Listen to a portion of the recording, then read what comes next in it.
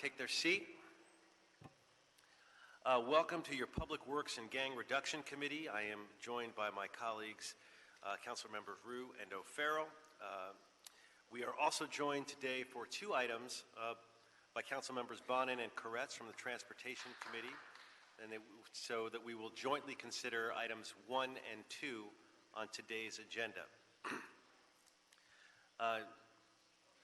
So what I'd like to do is to start, actually, we have a number of items. We have a number of public comment cards, multiple comment cards. I want to move through those, and then I have a couple of items to take on consent, and then we'll dive into item 1, which will be jointly considered. So let's start with our multiple speaker card items. Antonio Ramirez, followed by Patricia McAllister. Ms. Ramirez, you have 2 minutes for all the items, and then 1 minute for general public comment. Welcome. Thank you very much. Item number 1. Ladies and gentlemen, the update on the extension of the Douglas bike and scooter share pilot program.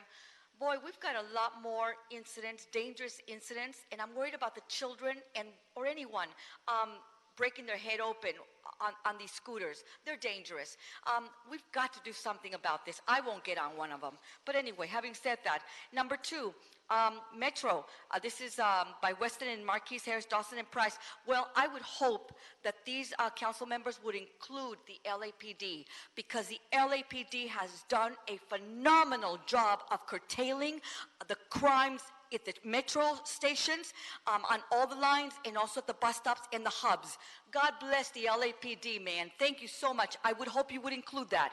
And number 3, all we do is generate reports, analysis, flawed data on fucking potholes that are slowly becoming large sinkholes because all our corrupted, tightwad Democrat politicians are too busy pandering to all the criminal motherfucking gangs and the wetbacks and all the other criminal gangs. We've got to do something about these potholes.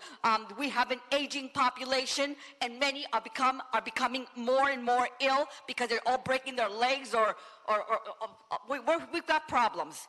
And number 4, planning pavement. Again, pavement problems. We've got infrastructure problems. I'm going to consolidate all of them. We've got infrastructure problems that should have been taken care of since Eric Garcetti was a council member, and it's now how many more years later, and we are in shambles. The city is in decay. The only thing holding us up are the goddamn rats, because that's the only thing that's living. It's holding us up, and we have to do something about it. Shame on all of you for doing absolutely nothing but thinking about your own goddamn families and your own hides and your own homes, while most of us are living on the fucking streets dealing with the goddamn weather elements and the crime.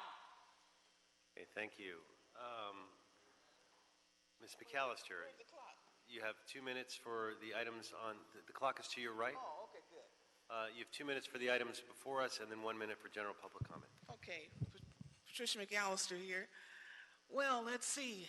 I'm very concerned about the roads. I don't normally come to this meeting, but I'm here today. When you do fix the potholes, you leave some sort of opening there, some steel opening. If your tire rides over that opening, you may get a flat. So you're not even fixing the potholes correctly. And this one's on a main street. And also, I have information here based on your motions that $112 million have been paid out in potholes.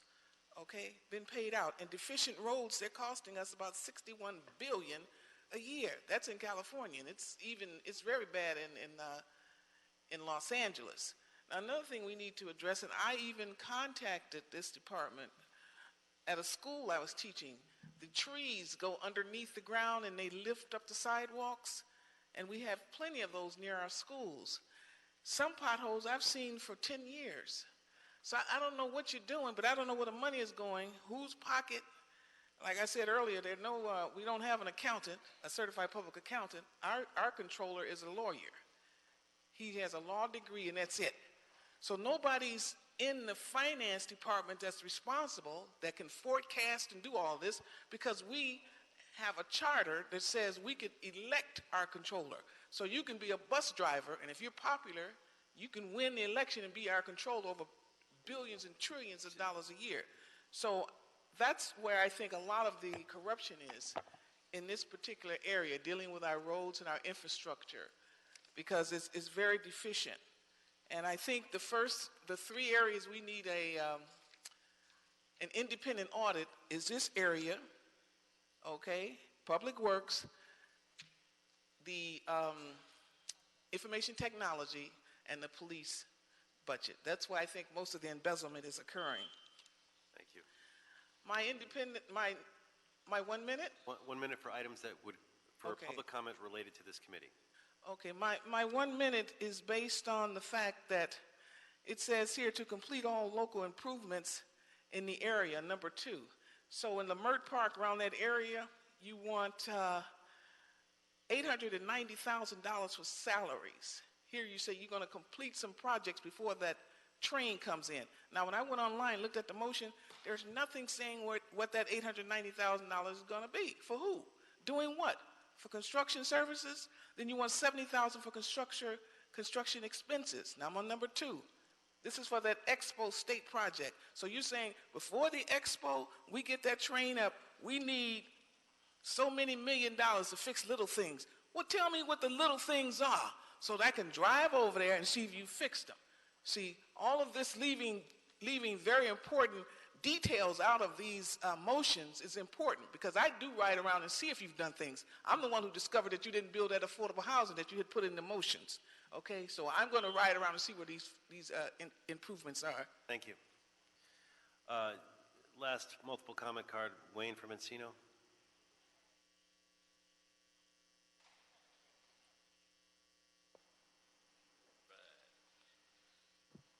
So yes, speaking in my capacity for my nonprofit, Transportation Niggers, a 501c4, on item number 1 and 2. As you know, that Mike Bonin been doing a horrible job.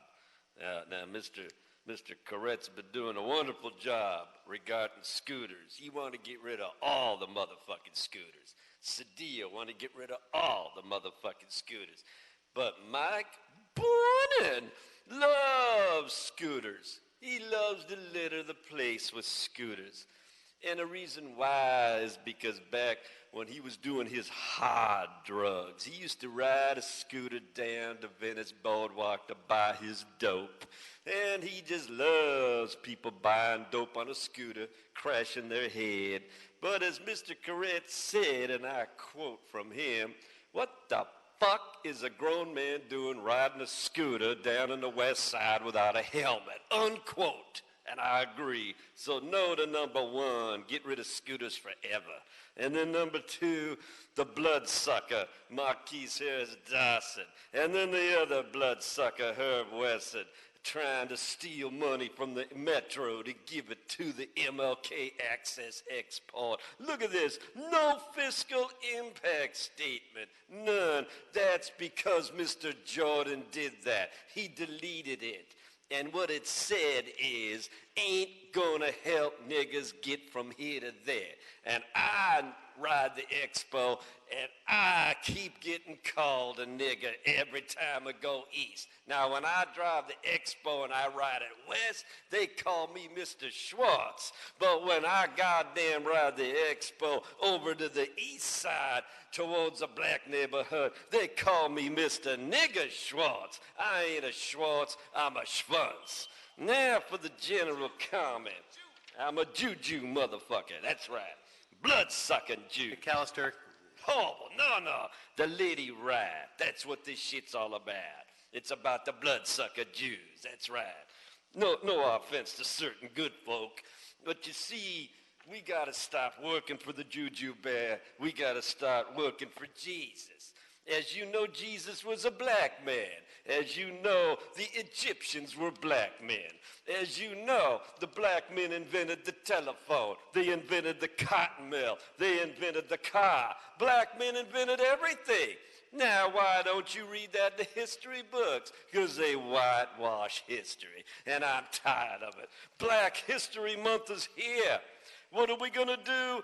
Vote out Herb Wesson. No on Herb Wesson for the Board of Supervisors, and no on Mark Ridley Monkey for the 10th. Let's put them all out in the prisons, in the jails, and finally, I wish I had some crack.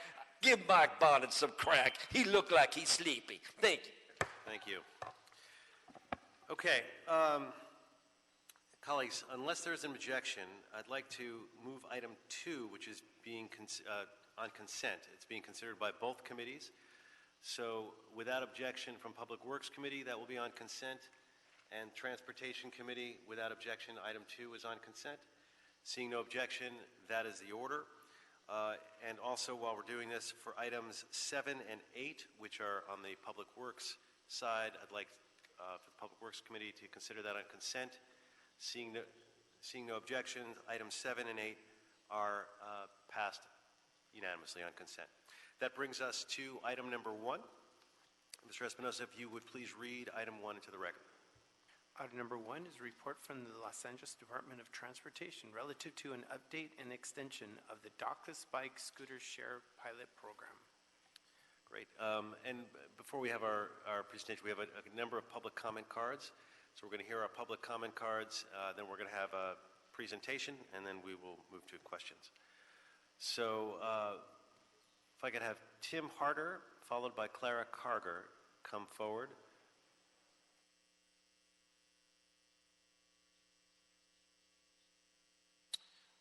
Good afternoon, council members, city staff. My name is Tim Harder. I'm the Senior Manager of Government Partnerships for BIRD. Thank you for the opportunity to provide you with comment today. I would first like to thank the time and effort LADOT staff have put into the Dockless Pilot Program. Without their efforts, we would not be here today. BIRD greatly values the relationship we have with the City of Los Angeles and LADOT. We are here to show our support for the 6-month extension for operators that are currently complying with the pilot regulations, as BIRD is. It's no surprise that we are in a transportation revolution. We are excited to see the City of LA micromobility program result in over 7 million trips. And according to the city survey, 32% of those trips replaced car trips. That equates to a reduction of 2.2 million car trips in the City of Los Angeles. We should take a moment to recognize just how popular the micromobility option has become, but we believe there is much room for growth. We strongly believe by adding infrastructure such as bike lanes and in-street parking corrals, we can continue to create mode shift and help the city achieve its Vision Zero goal. Thank you for your time. Thank you. Clara Carger, followed by David Farbank. Thanks. Good afternoon. I'm Clara Carger with Central City Association. We support DOT's recommendations to extend operator permits for the next 6 months while DOT develops updated rules and guidelines for the second year of the pilot program. Just as the number of MyLA 311 requests declined over the first year, we believe extending the pilot program will allow for additional improved processes over time. Many people rely on scooters and e-bikes in downtown to make short trips throughout the day. As DOT noted, more than 25% of scooter riders do not have a vehicle. Continuing operators' permits while DOT develops the second phase of the pilot program ensures consistency and preserves mobility options. We commend the City Council for authorizing the pilot program in 2018 and recognize DOT's leadership during implementation. We encourage you to approve DOT's recommendations. Thank you. Great, thank you. David Farbank, followed by Carla Owinwani. Good afternoon, council members. My name is David Fairbank. I'm a Los Angeles resident and the general manager of Lyft Bikes and Scooters for Southern California. I would like to offer Lyft support for the 6-month pilot extension.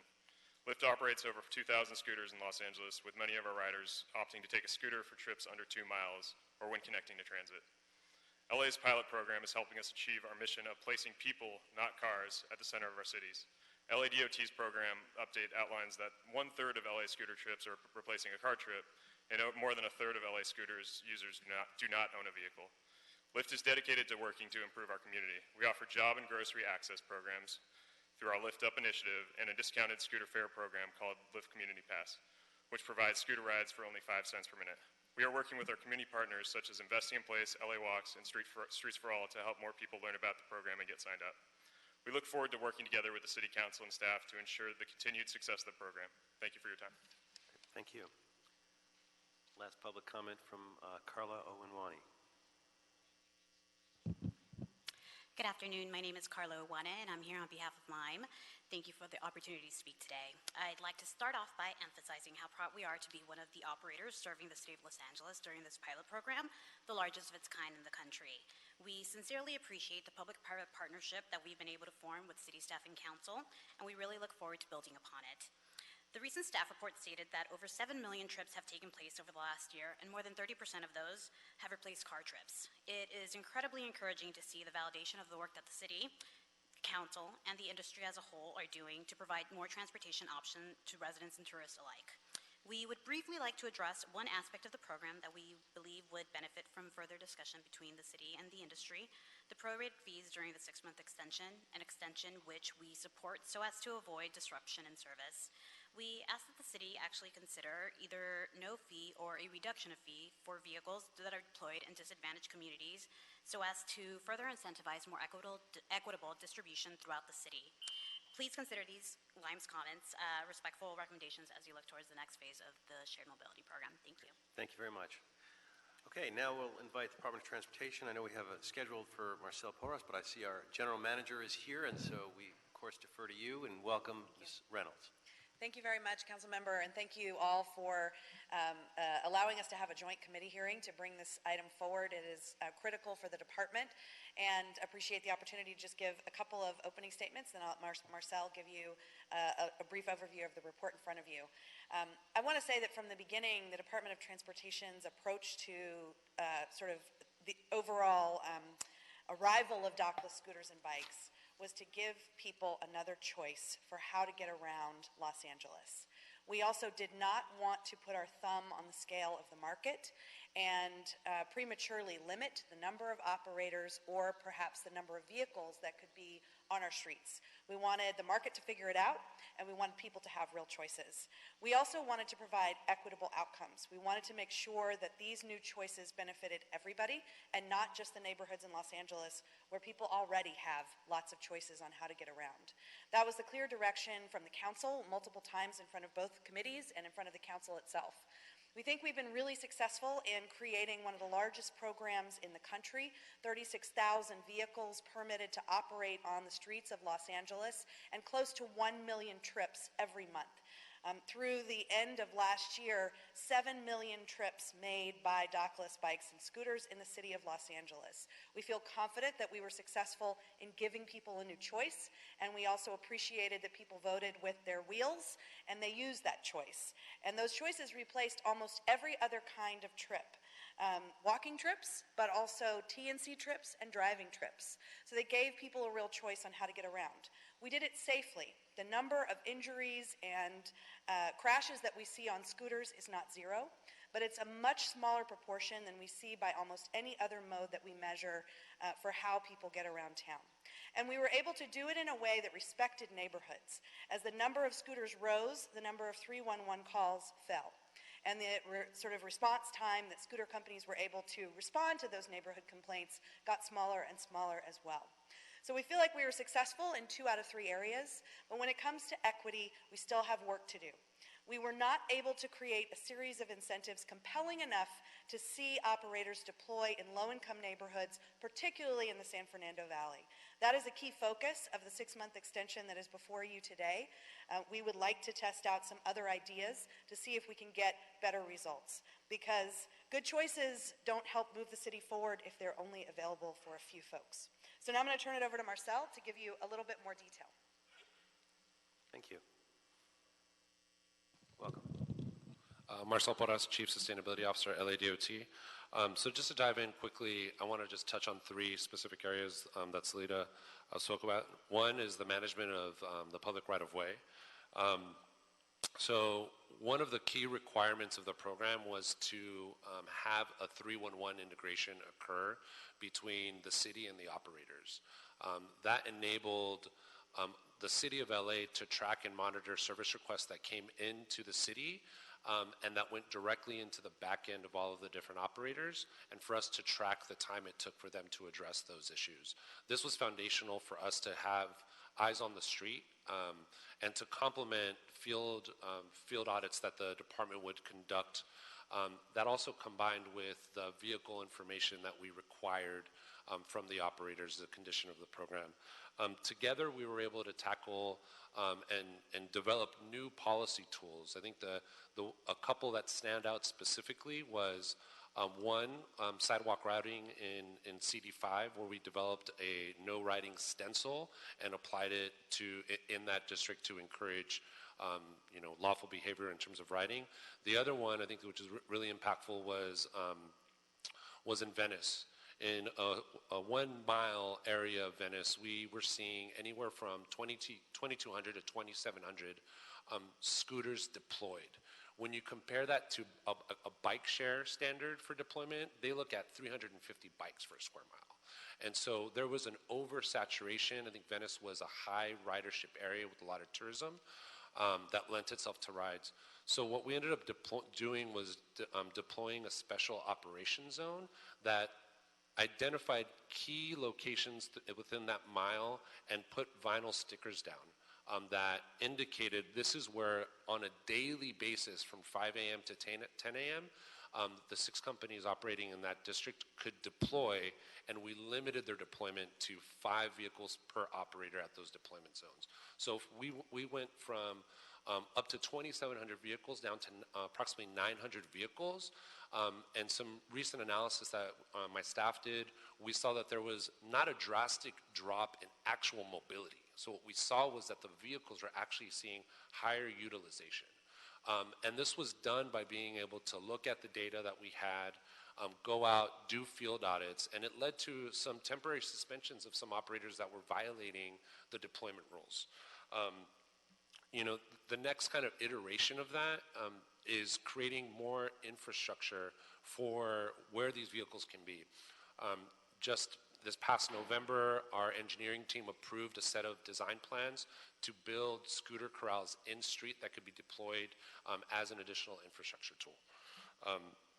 Moving on from that, I want to talk a little bit about safety. So safety is, it's a combination of things that we do. I think for starters, we do not allow riders, non-adults to ride the scooters, and that's something that we require a driver's license verification from. So that's, I think, the kind of jumping off point. The other piece is just, I think, as the general manager identified, there are issues. We've all seen it. We've seen an increase in collisions. We've heard it at dinner parties. We've heard it from our constituents, et cetera. But I think just to put it in a little bit of context, for this past calendar year, we saw on average between LAPD and LA Fire a total of a number around 300 e-scooter incidents. When you compare that to automobiles, we saw 56,000 incidents last year with 241 traffic fatalities.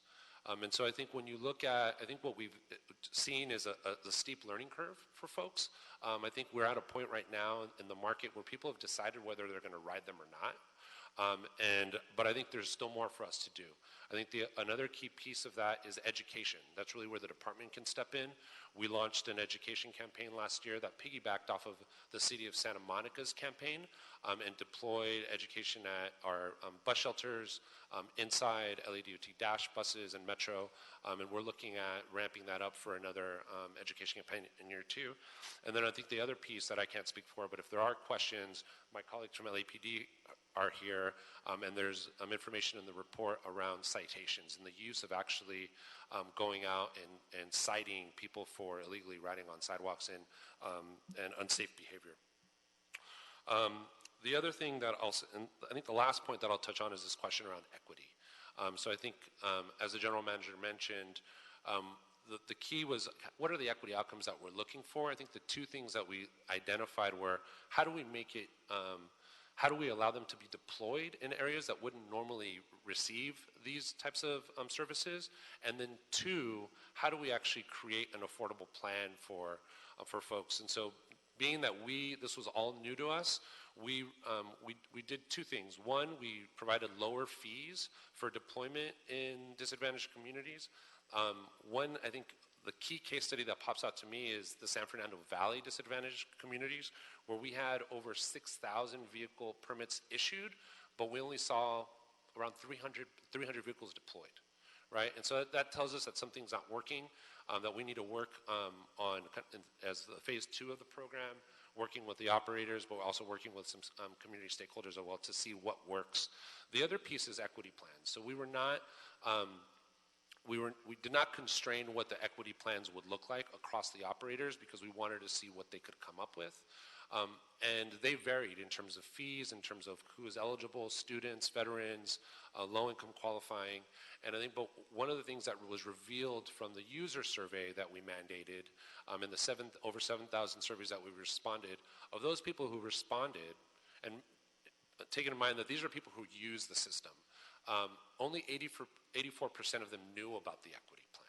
So what does this tell you about the folks who don't even use the system and how they may or may not be gaining access? So we have work to do, and that's what we plan to do. We have a consultant on board who's already deep in the work with us on this, and we will be coming back in 120 days to report on the status of that. So I'm available for any more questions. Thank you. Great, thanks. We'll start the questions off. Have the operators been cooperative in providing scooter and bike data to the department? For the most part, except with one company. And what's the status with the one? So there was we suspended the company and we went through an administrative hearing process. The administrative hearing office denied the appeal, and I think we are waiting to see if that company appeals that to our Transportation Commission. But other than that, all the other companies have been willing and able to provide the information that we need in a timely manner. That is correct. Right, which obviously says it's certainly doable. In terms of the financial, the risks and the financial liabilities, one of the things before we ever did this that I was concerned with, and I know a lot of folks were, is the liability. Just the basics. A pothole can tie up a scooter much faster than it can tie up a bike. Have we seen cases against the city? Has the policy that we put in place in terms of liability shielded us, or how is that working? I think that's a conversation in terms of the actual numbers of claims that we've come in. I'm not certain on that. That's a city attorney question, but I think something that we will make sure to address in the 120-day report back. I think one of the things that I think it's worth noting is that we are using the vehicle trip data to identify high-use corridors and looking and seeing what type of infrastructure exists so that we can make determinations about where we should be deploying infrastructure improvements to avoid. I think it also makes sense to look at where the claims are occurring to make sure that we are targeting those areas as well. I mean, I'd love to see those numbers and to see that as part of the report in 120 days to make sure that that is key. But I mean, anecdotally, are we getting a lot of claims? Are those claims going to, are any of them coming to the city, or are they staying with the operators? So I don't know numbers. I think the claims go to the civil litigation unit in the city attorney's office. We have heard cases of the claims existing. I think you're being rescued by the city attorney. Yeah, your aide contacted me this morning, and Cecilia, and I had our claims department provide me with the number of claims that we've had regarding e-scooters and e-bikes since 2018, 43. But I don't know the breakdown of those. I know that under the terms of the e-scooter and e-bike permits, the companies are required to tender those claims and represent the city and indemnify the city. So I'm not aware at this time that the companies are not accepting those claims, and I don't know what the breakdown of those 43 They can indemnify us up to a certain amount, up to $1 million per claim, is that? No, I believe it's $5 million. Up to $5 million per claim. Right, so hopefully we haven't had a claim that's exceeding $5 million, but I don't know. But I'd like to, for the report back, I'd like us to look at that element of all of this as well, and to get a sense also of how those numbers compare to bicycles, how those numbers compare to automobiles, to get a sense of both the safety issues but also the financial liability issue. Okay, thank you. So are the riders typically using the scooters first and last mile? Are we finding that that's the main use, or is it leisure or for commutes? What are we finding is the, So one of the things that we required as part of the program is a quarterly survey, and so we designed a survey that is distributed quarterly. I think to date we've received over 7,000. I think the main thing we're seeing is that they're replacing walking trips. I think on the average between 45, 48% of walking trips. I think on the other side, they're also replacing car trips. And so that's TNCs, solo driving trips, et cetera. There is a section in the survey that talks about transit, and I think the connection from transit is closer to, I don't know, between 3 and 7% of those. But again, these are of folks that responded to the survey. Right, because kind of curious whether it's a net, I kind of assume it's a net positive in the sense that people are using it to get to transit, but I have certainly heard the criticism that people are using it in place of transit, and so it would be good to flesh that out. I think the other thing worth noting, and this is something that we did when we presented to the Transportation Committee on the bike share expansion in Hollywood, was I had my staff look at average scooter trip fees, and on average, a 30-minute scooter fee was about $10, right? And so when you think about, are you riding a $10 scooter to jump on the train? I'm not sure. I'm sure some people are. But I think that's where those are policy questions that we have to think about in terms of are they benefiting users? And so that's where we want to also look at the equity impact on that, to making sure that where it can connect people as a first mile, last mile, that it is affordable to do so, and that people aren't left behind. Right. And speaking of the users and affordability, for folks who don't have traditional electronic payments or credit cards, what options are available, and how is that working? So we haven't done a deep analysis of that piece, but I think that was one of the things that we left up to the operators to provide a solution for. And so some of them have. You can go to convenience stores to pay for service. I think you can use a non-smartphone. But I think that's one of the initial work that we're doing with the consultant, to make sure that that we can stand by a program that delivers equity outcomes that we can proudly stand by with the operators and before this council. I'd be curious in the report back of how that's working and where we're seeing the alternative payments. I would imagine they would correspond with the equity zones as we look at it. I've got other questions, but I know we have two committees, and I want to make sure I give everyone, so I'm going to start with the chair of the Transportation Committee, Mr. Bond. Thank you, Mr. Chair. Turn your mic on. Thanks. That's right. Thank you, Mr. Chair. And thanks, DOT, for the report, and folks for the public comment. Man, it seems like a lot longer than a year that we've been doing this. I guess we discussed it for a long time before the year actually started. My view on this is that, we started this pilot with the premise that we were going to try to provide a new and different form of transportation and do it safely, sustainably, equitably, and without disrupting neighborhoods. And I think we have done okay. I don't think it's exceptional. It's a hell of a lot better than when it started. It's gotten considerably better. And I think that justifies the DOT recommendation for the additional 120 days. But I think there's some minor issues in some categories, and then there's some really big issues in one category. I think it's easy to look at the data about the number of vehicles and the number of trips and say that we have provided the alternative form of transportation, and we've succeeded on that measure. I don't think we have, and that's because we failed on the equity measure, or they failed on the equity measure, however you want to look at it. Because if we are not providing the service equitably around the city, we cannot give ourselves an A grade on that. We just can't. And I think we tried a creative and collaborative way to incentivize an equitable distribution of scooters, and it didn't work. So, my recommendation to DOT when you come back is it's got to be a hammer. If you don't have scooters in Pacoima and you don't have scooters in South LA, you don't get to have them in Venice. I think it should be that simple.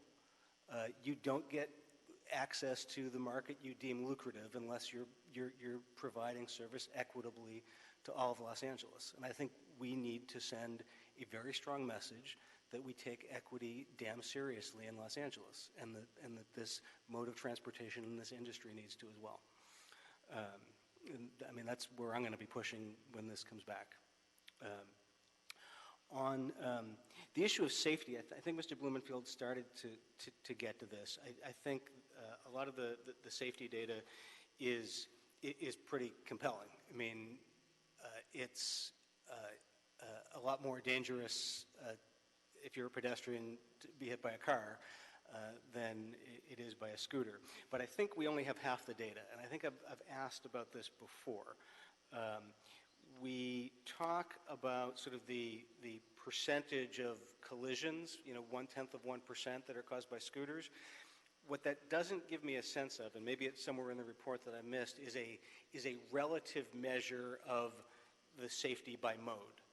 So do it by percentage of scooters and percentage of cars, or number of scooters, number of cars, and number of collisions, or number of trips per mode.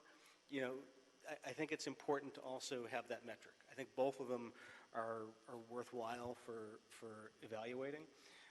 But I think it's real clear that if we really want to focus on safety on our streets, scooters isn't where we want to be starting, because there's other areas that are much more significant and much more deadly.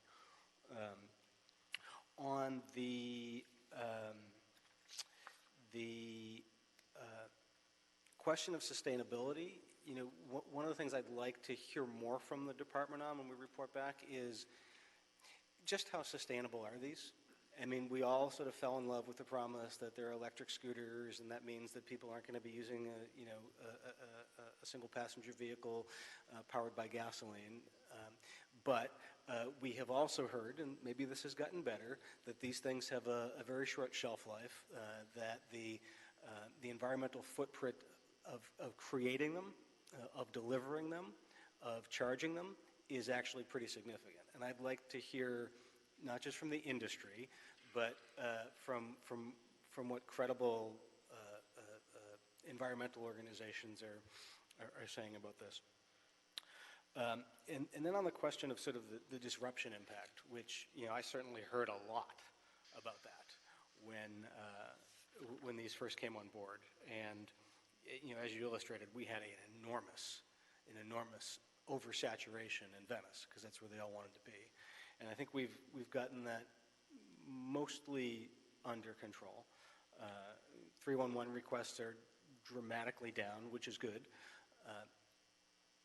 I'm willing to mostly assume that that's an indication of an improvement, but I imagine some of it is people have just given up on the 311 system.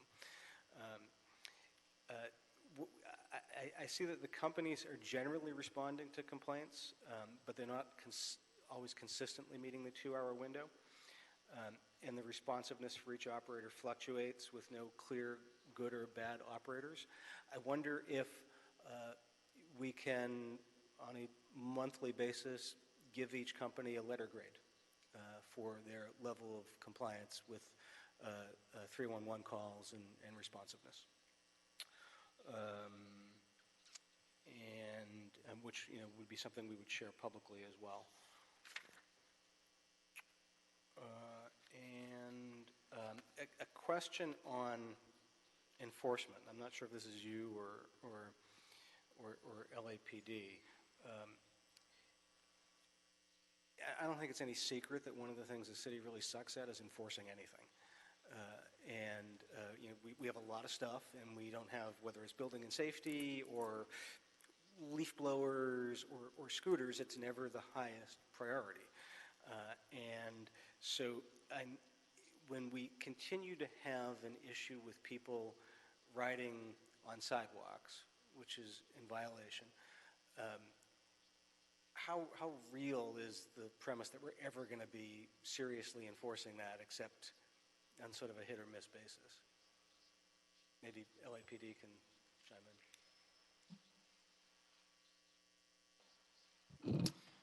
Good afternoon. Mark Rain, I'm the commander of Traffic Group. Relatively new to Traffic Group, so I'm going to hand it over to my right hand, Lieutenant Dave Ferry, who's been in traffic for probably a little over a decade now, so he could probably answer that question for you, sir. Lieutenant Dave Ferry, Traffic Coordination Section. You're right, Councilman, that we don't have the resources to go out there and stop people everywhere in the city riding on the sidewalk. And truly, our whole enforcement effort is two-pronged, not just that it's a violation of law, but it's potentially hazardous. So you have to look at every one of these incidents as is somebody bombing along at a top speed of 12 miles an hour, fishing in and out of, absolutely, we're going to get that person, we're going to cite them. And then we've got the first-time users or the people, maybe from out of town, just very carefully and cautiously, going down. We want to use education with something like that. We really want to emphasize education on most of the scooter violations because we want voluntary compliance and we don't want to take the fun out of scooters. We've asked for additional monies to have just educational programs where we go to the hotbeds of where we're hearing problems with 311 and our partners with DOT. We'll go there and we'll just warn people, tell them, now this is how you have to ride. And then we do have task forces. Our bike ped task forces, we include scooter enforcement where we surgically target the folks that might be riding in a reckless manner to endanger themselves or somebody else. So I noticed that it looks like from the data that most of the enforcement is happening in central traffic and not west traffic. And most of the collisions, scooter collisions, are happening in west traffic.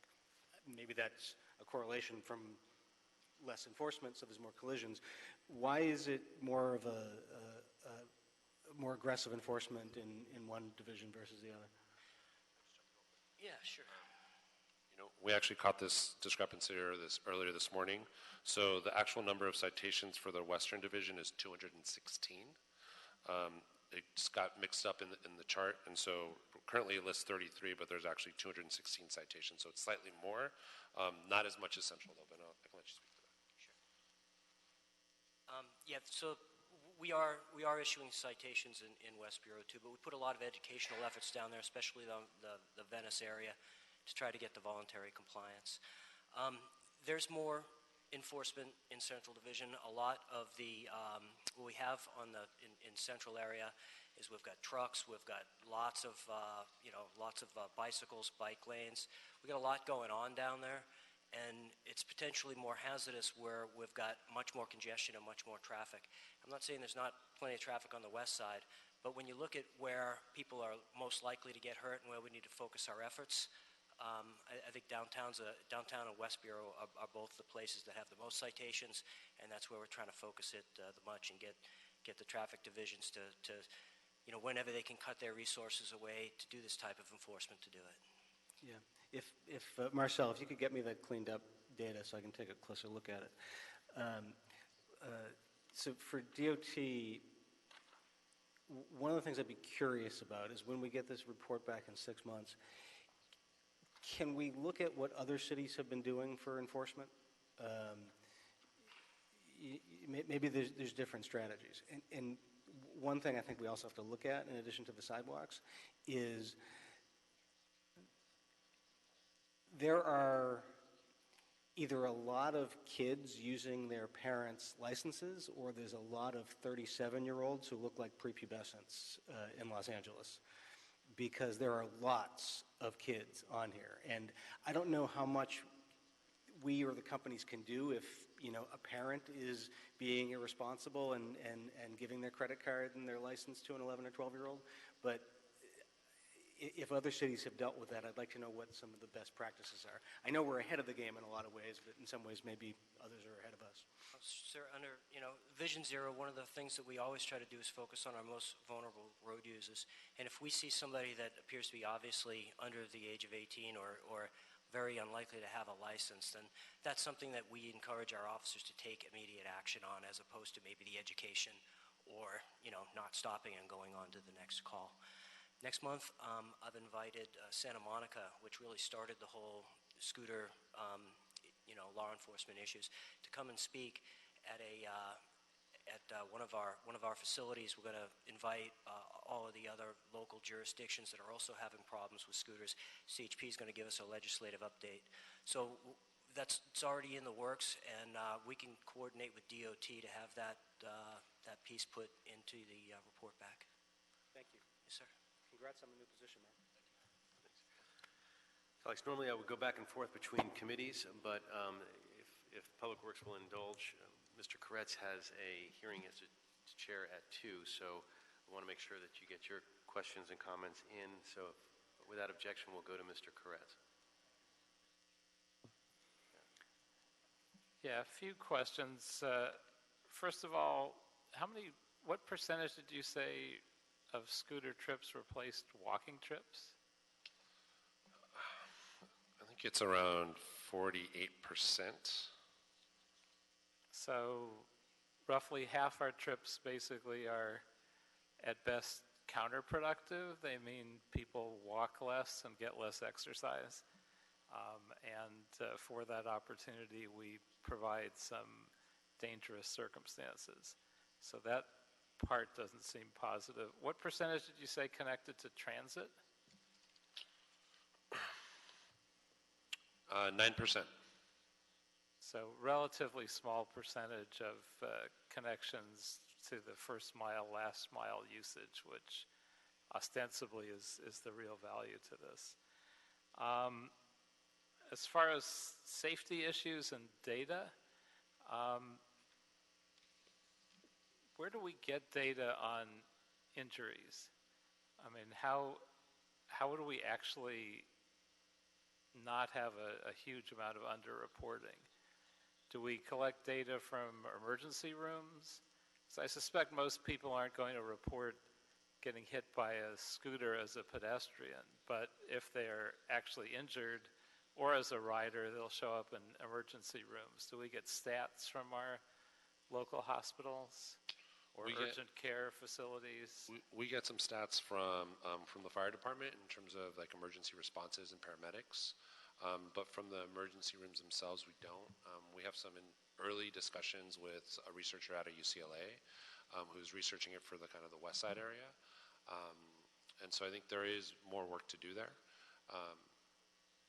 Yeah, I suspect anecdotally based on emergency room doctors that I haven't talked to recently, but at one point we're saying there was at least a scooter injury in every shift at their experience.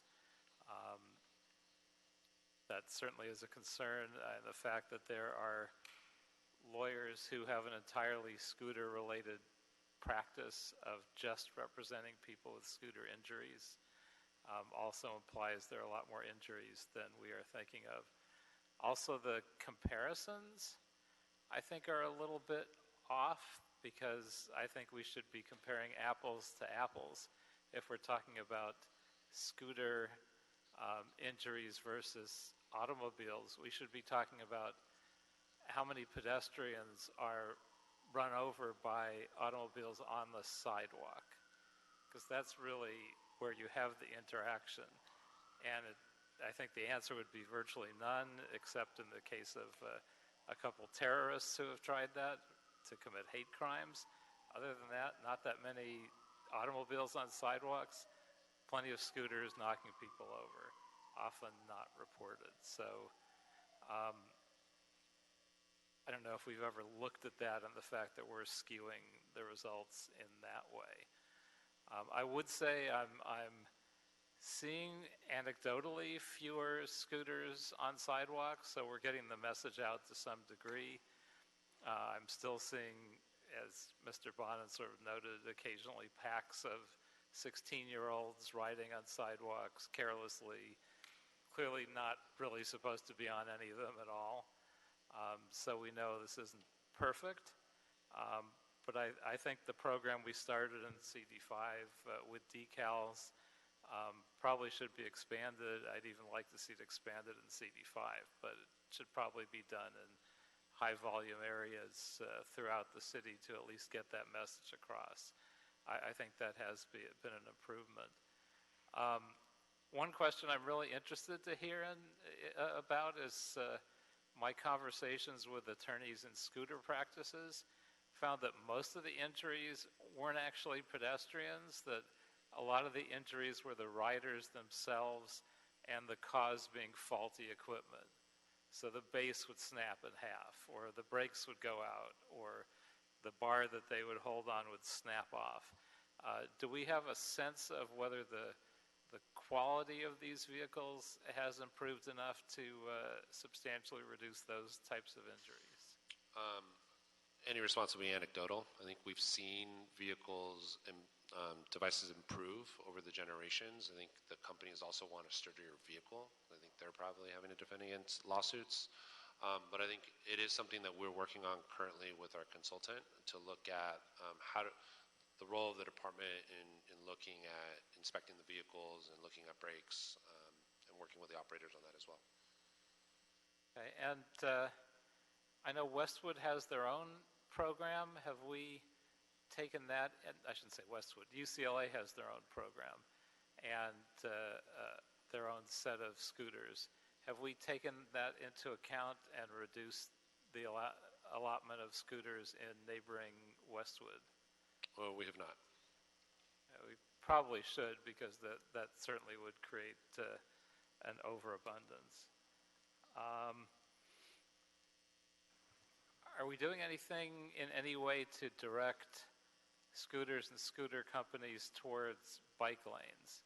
Because certainly I think there's more safety and ease in usage around bike lanes than not, and greater likelihood that people stay off sidewalks. Are we doing anything to direct more numbers to those areas like Venice Boulevard, where you not only have bike lanes but transit, and it actually might be the most productive use of them?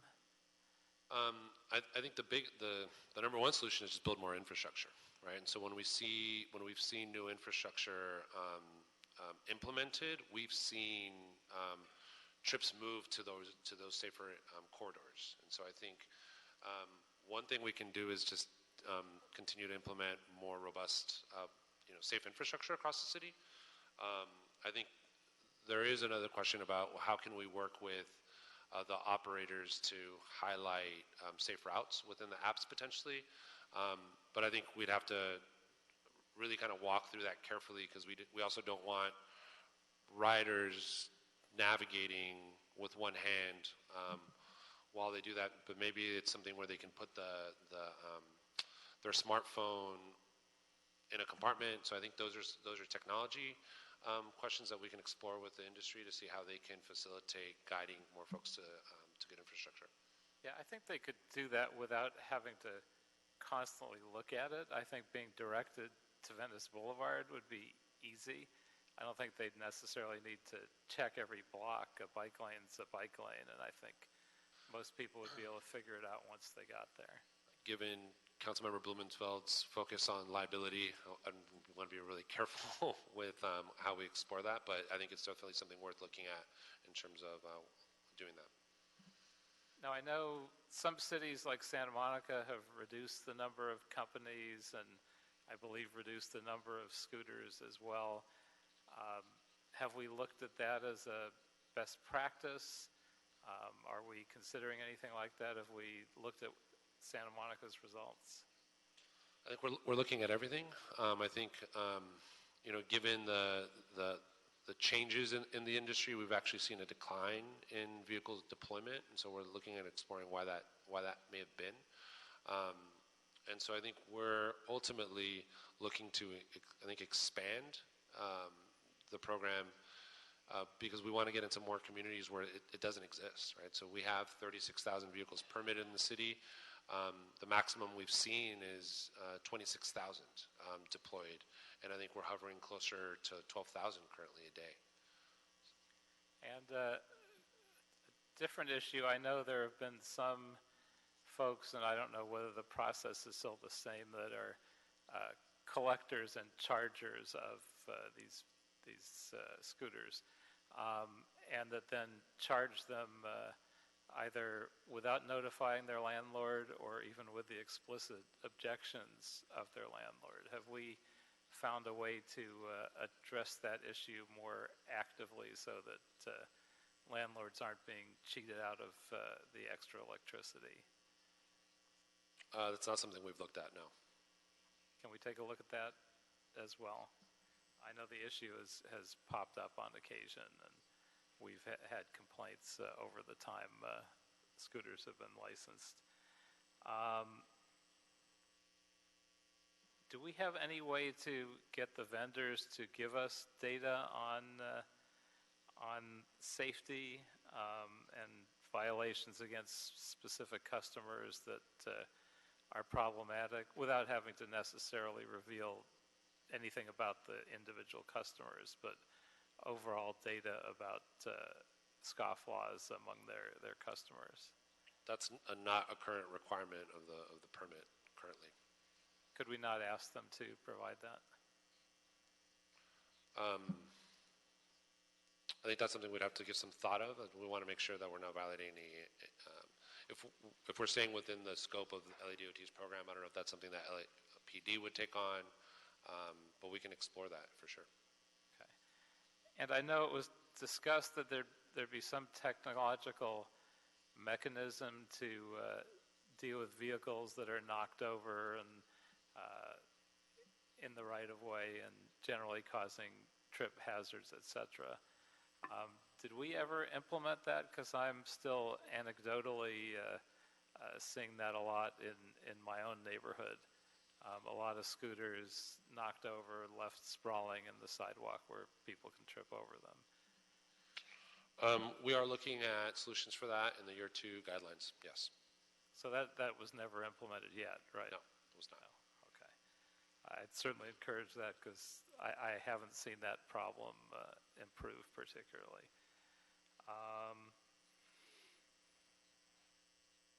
How about scooter corrals? Have we produced many corrals and encouraged folks to place their scooters in one place? So I know there's some locations I've seen in adjacent to my district where there might be 15 or 20 scooters around the perimeter of a corner property strewn in various ways. And for safety, for aesthetics, I'm sure it's not helpful to the businesses that are impacted that way.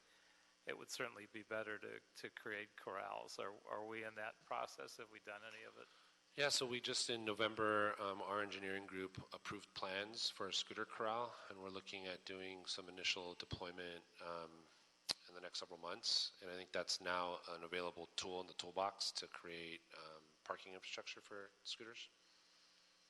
Okay, well, that's good. And well, I know the companies have gotten state legislation to actually correct the difficulty in providing safety by eliminating the requirement for helmets. Is there any way that we can encourage the vendors to encourage their riders to use helmets?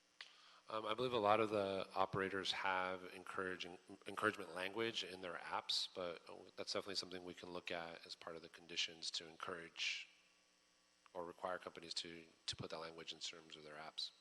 Yeah, I'm sure everyone, including the vendors, would admit that just anecdotally, not many people are using them, and it's certainly one of the hazards. Watch your time as well. Yeah, I would just say, as I'm sure you know, I remain not a fan for a variety of reasons, but would encourage us to do whatever we can to improve the safety and other negative impacts. I have been opposed to the scooters as we use them, especially in the high volume, and will continue to be opposed. Thank you, Mr. Kretz. Now we'll move to the Public Works Committee. Encourage everyone gets full time, but just to watch your time, we have 5 other items. Mr. Rue. Thank you, Mr. Chair. And I really want to thank the Department of Transportation for all of your diligent work on this pilot program for e-scooters and bikes. And through this pilot program, I know we learned a lot about this growth of this technology, and it's positioned us to think ahead. There are definitely growing pains, and there's no doubt that more work needs to be done, and I fully intend to continue to look closely at how these scooters are being used and how operators are working in our city. I have been a champion of the dockless bikes and scooters, and I still am a believer in this technology, and I still believe that this is a piece of the multimodal transportation puzzle, especially when solving the first and last mile problems, where we have to figure out how to grow that 9% that we talked about, as well as grow the 32% that's replacing personal vehicles, so we could get our city moving again. But I do want to make it absolutely clear to any of the operators that may be listening in, I will be the first and the most critical if you are violating these rules or being a bad neighbor. I urge the operators that are here today and listening in that to go above and beyond our mandated guidelines and prove, not just to us, that you can be responsible providers of this mobility service, but prove to the people of Los Angeles. I look forward to updating these rules and guidelines for year 2 of the program, and I hope that our city can plan ahead, work with the dockless companies and technologies that can continue to chip away at our transportation challenges while being sensitive to impacted neighborhoods. And I do have a few questions. Do we have a separate ridership numbers for bikes and scooters, or is this only for dockless bikes? I mean scooters. We do track the difference between e-bikes and e-scooters. I don't know the total number of trips, but what we can share is that what we've seen is that there are longer trip distances on e-bikes than there are on scooters. For the 36,000 deployed, do we know how many are bikes and how many are scooters? I'm going to look at my staff. Well, if you could provide those numbers for us, that'd be good to know. And what are we doing? And I know we talked about this a little bit about improper parking. Do we have some sort of protocol on improper parking? Is there some sort of penalty system? Not currently. We've been, it's been a lot about tracking currently and tracking behavior, but it will, as we come back with the year 2 guidelines, there will definitely be a piece on enforcement that looks at how we are holding companies accountable for violating kind of parking practices. Great, I got a recommendation on that, but what, if any, proactive measures have the operators provided to address the improper parking, tipping over, dual riders, and other concerns of this nature? Do we know? I don't know what they've implemented themselves, no. Okay, well, it would be great if we could reach out to them and ask what their proactive measures are or plan to be. And could you provide us an update about the development of the API apps and how it would apply to the dockless vehicles? I know recently DOT won the lawsuit, so the status on that? Yeah, so I think we are able to communicate with the operators policies. I think geofence is one of the main ones that we use on the Venice Boardwalk. We're having discussions with Council District 13 as well as looking at the use of geofences along the Hollywood Walk of Fame. And then also we use the APIs to communicate deployment zones in the special operation zones and are able to track that way. So it's currently being used, and I'm sure you're going to expand on that usage too, right? Yeah. Well, I have a few more questions, but I'm just going to go to my recommendations so I could share the time, and if we have time later, I'll come back to them.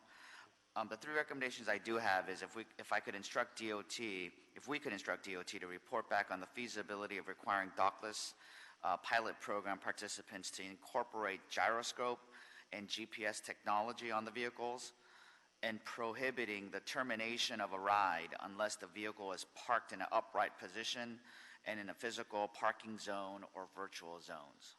So how that would work, or if that's even possible. Second one is, and I think Councilman Koretz might like this, but he's not here, instruct DOT to report back on the feasibility of implementing geofencing to prohibit dockless vehicles being used on sidewalks, if that's possible. And third, and this goes to what Councilman Bonin was saying, the Chair of Transportation was saying, instruct DOT to report back on the feasibility of requiring dockless companies to periodically, whether it be monthly or quarterly, to upload driver's licenses and credit card information onto the dockless applications in order to prevent their illegal use by minors. More questions, I'll come back to it. Okay, then we'll move to Mr. O'Farrell. Thank you, Mr. Chair. And I also want to congratulate the Department of Transportation for your progress that you've made on this permitting since a year ago, March, and then also coming to report on some of the challenges and some of the instructions that you want to follow through with moving forward. And then you've heard from the committees as well on some of those instructions.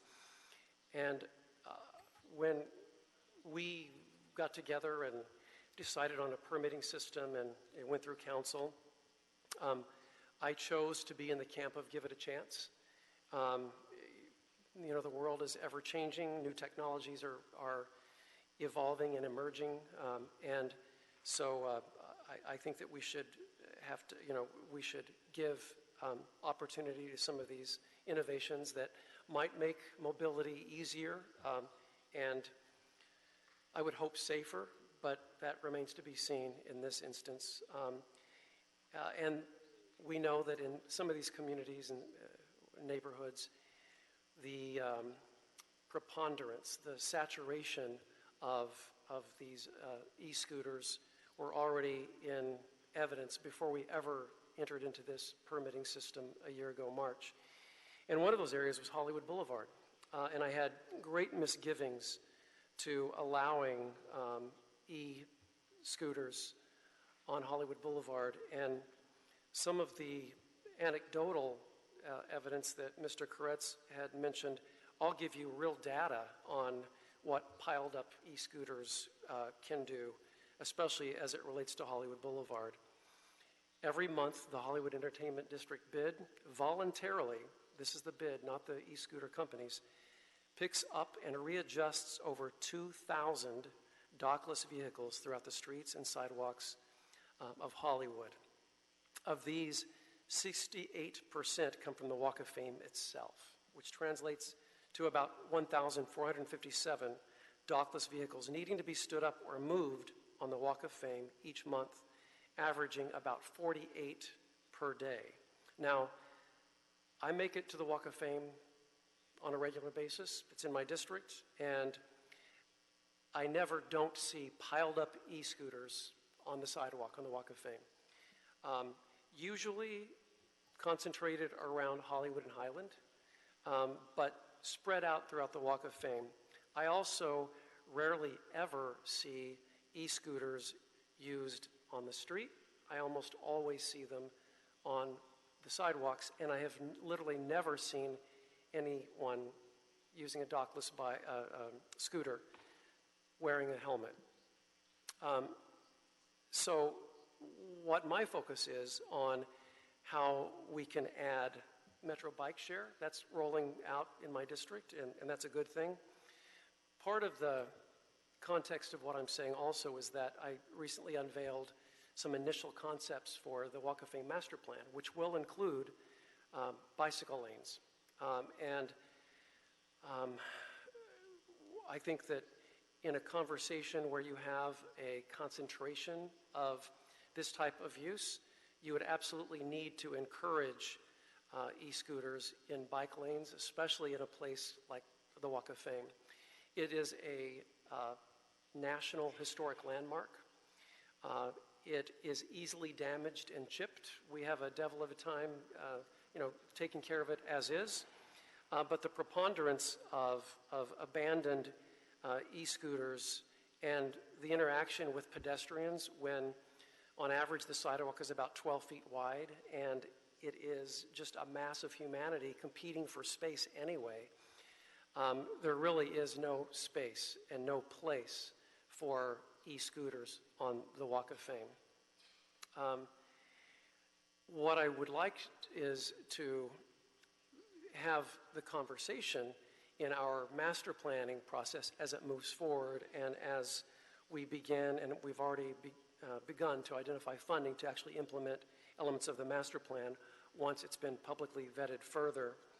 But until that time, I feel like as the elected official in the 13th District representing the Walk of Fame, I've given it a year. The fact that a private entity has to deal with 48 electronic scooters a day, and the fact that we get complaints from constituents on a regular basis about the impact of e-scooters on Hollywood Boulevard, I want them geo-fenced out, away from the Walk of Fame entirely, on Vine Street and on Hollywood Boulevard. And I am very open to having this conversation after 120 days in terms of what environment in which we could discuss welcoming them back. But right now, we've given it years, and it's not working, and I'm not seeing any improvements, especially on the Walk of Fame. I hear very little complaints elsewhere in the 13th District, so I'm just really focused on this. So given the historic and cultural significance of the Walk of Fame, as I mentioned, I'd like to geofence segments of it. Hollywood Boulevard between La Brea and Gower, and Vine between Yucca and Sunset Boulevard, to keep the public right-of-way of this important historic destination preserved. Now, there are plenty of feeder streets from the north and south that get you to the Walk of Fame if you choose to use an electronic scooter to get there. Whether it's the Metro stop at Hollywood and Vine or the one at Hollywood and Highland, you can still use an e-scooter to get to these Metro stops. So I think it's actually a very reasonable request that I insist upon. So my question is Marcel, do you need any additional instruction or authority to effectuate this geofencing on the Walk of Fame with the coordinates that I gave you? I think the one clarifying question is it to prohibit sidewalk riding, or is it also to prohibit riding on Hollywood Boulevard, La Brea, and Vine? It's to prohibit sidewalk, the historic Walk of Fame. If there was a way to geofence out the sidewalk, you could look at that. I'd look at it very seriously, though, because what if someone hops onto the sidewalk, their e-scooter dies, and they plan on getting back on the street? So I would approach that very carefully, but my aim is to clear the historic Walk of Fame from clutter and danger and further damage. And again, I'm perfectly willing to have this conversation again moving forward in 120 days with what that could look like. But as far as I'm concerned now, we need to geofence it out. Technically, we have the ability to do that. I guess the one concern that it raises is I don't know if the technology that we have allows us to just target the sidewalks, and it would have an impact on Hollywood Boulevard, on that throughput. And so I think the only issue I raise, I think, to this body is what are the conditions within which we could totally take out an area? I know this is something that Councilmember Cedillo raised the first time around to prohibit in his district. And so I think we have begun doing, and geofencing also was raised as an issue when we were being asked. I think the short answer is no. We hear you, understand what you want. Based on its historic designation, we can work with your staff to figure out exactly what that will look like. I think what Marcel's getting at is that, that neighborhood exists in a vibrant ecosystem. We don't want people to be, flying off scooters the minute they hit a geofence. So we would want to work with you to figure out exactly what that would look like. But we don't need anything special for the council to do in order to work with you in that way and understand very clearly what you're asking us to do. Great. I think it's unreasonable to depend on the bid for mitigating the effects of abandoned or dropped off e-scooters. So I want to make sure that they're not on the Walk of Fame in any way, shape, or form. And so, yes, let's work together on that. It would probably be something that looks like the Venice Special Ops Zone, where we have very specific areas just outside the Walk of Fame where they can be deployed and they need to be picked up. As you described it, it's chaotic, and so it's not a guarantee there will never be any scooters there, but it is a guarantee that what we saw in Venice Special Ops is we're able to bring order to chaos and make sure that the bid doesn't feel like they have to remove, that's all of a sudden part of their new responsibility. That would be the goal. Thank you. Explain to me how that would work in terms of, and I'm certainly supportive of trying to do that in the problem area and on board with trying to come up with solutions. I don't understand technically how it works, though, not that we need to get too deep in the weeds, but would the scooter literally stop working when you get to that location? So there's 3 different areas of the city where we have the highest deployment: the west side, Hollywood, and downtown. Downtown is far and away the highest saturation most saturated neighborhood. What we did in Venice is that we push out through the APIs that we've created a geofence, a special operations zone, where the operators have very, very strict and specific rules that they have to abide by down to the street corner. How many they can deploy in the morning and that they have to be cleared out every evening. Then there are other areas like the Venice Canals, which is a different kind of special operations zone. It's a sensitive environmental area, and in that area, scooter companies are required to have the scooters actually throttle down their speeds so that they literally cannot be ridden near the Venice Canals. And so I think we have tools in the toolbox. They're enabled by the digital tools that we were able to put in place, and that's where, the opportunity to work with your office on, fine-tuning exactly what does that look like. Is it this or is it that? I think that we want to try and strike that balance, which is what I hear you saying, of people still being able to use these to get around, but not to have sort of an undue impact where we have a highly congested sidewalk area, and really the same as Venice Special Ops Zone, very limited right-of-way where these scooters can be dropped. The staff literally went through Venice and measured in square footage exactly how much space there was on sidewalks and based the deployment on how much space is there for people to safely park these in an orderly way. And then we're able to sort of see on an everyday basis, are you deploying 5 like we told you to, or are you deploying 6? And if you're deploying 6, we're going to write you up and you're going to be suspended from any operations.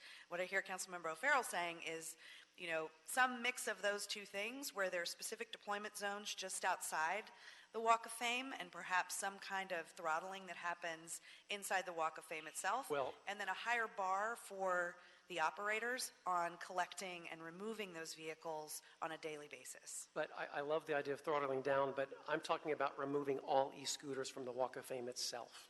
So I think that's where we can give you some things are feasible and some things are more challenging just because of the nature of the operation. I think we can get to what you're after, which is limiting operations as much as is humanly feasible inside the Walk of Fame. And it may be that's where the challenge is. There's no place where you hit a geofence. As a rider, you may or may not know. Can I ride through it, for example? Maybe I can't stop inside of it, but can I ride through it, right? As I'm going to A to B, and A and B are, the Walk of Fame's contained inside them. There's just some nuance to it, but we have the tools to get you there. North-south on Wilcox, where you cross through the Walk of Fame, but you can't stop there. So those kinds of questions, I think, are why I don't want to get us too deep into the weeds. Well, I look forward to hearing but those I think details. We have a lot of tools, some choices, and there's sensitivity in trying to balance what I think are dual goals. One, you're trying to preserve the environment of the Walk of Fame and take the burden off the bid around sidewalk clutter. And two, you're also interested in making sure that people have a lot of choices for how they get around. And so we have ways to balance those two things. Right. If I felt that you couldn't access the boulevard or the historic Walk of Fame without e-scooters, which you certainly can. That's right. You can simply approach it, but not allow them on the Walk of Fame itself. That's very, very doable. And I would just underline that from my perspective, because of the historic designation here and the nature of the sidewalk and the level of saturation, this is a unique situation. And so that may be something else that we bring back over the next 120 days is when and where would we put in these kinds of special operations zones. I think for Hollywood Walk of Fame, we have a strong case to lean on. I think what Marcel's bringing up is we don't want to be arbitrary, and we also want to create a citywide program. If we're creating a citywide program, we have a citywide program, and we want to be really thoughtful about, minusing certain places and creating winners and losers. In this case, it's something special, it's unique, it's a citywide, it's a regional, it's a national attraction. So I think we can find a way to get what you're after. Thank you. Thank you. I mean, I think we're moving in a direction.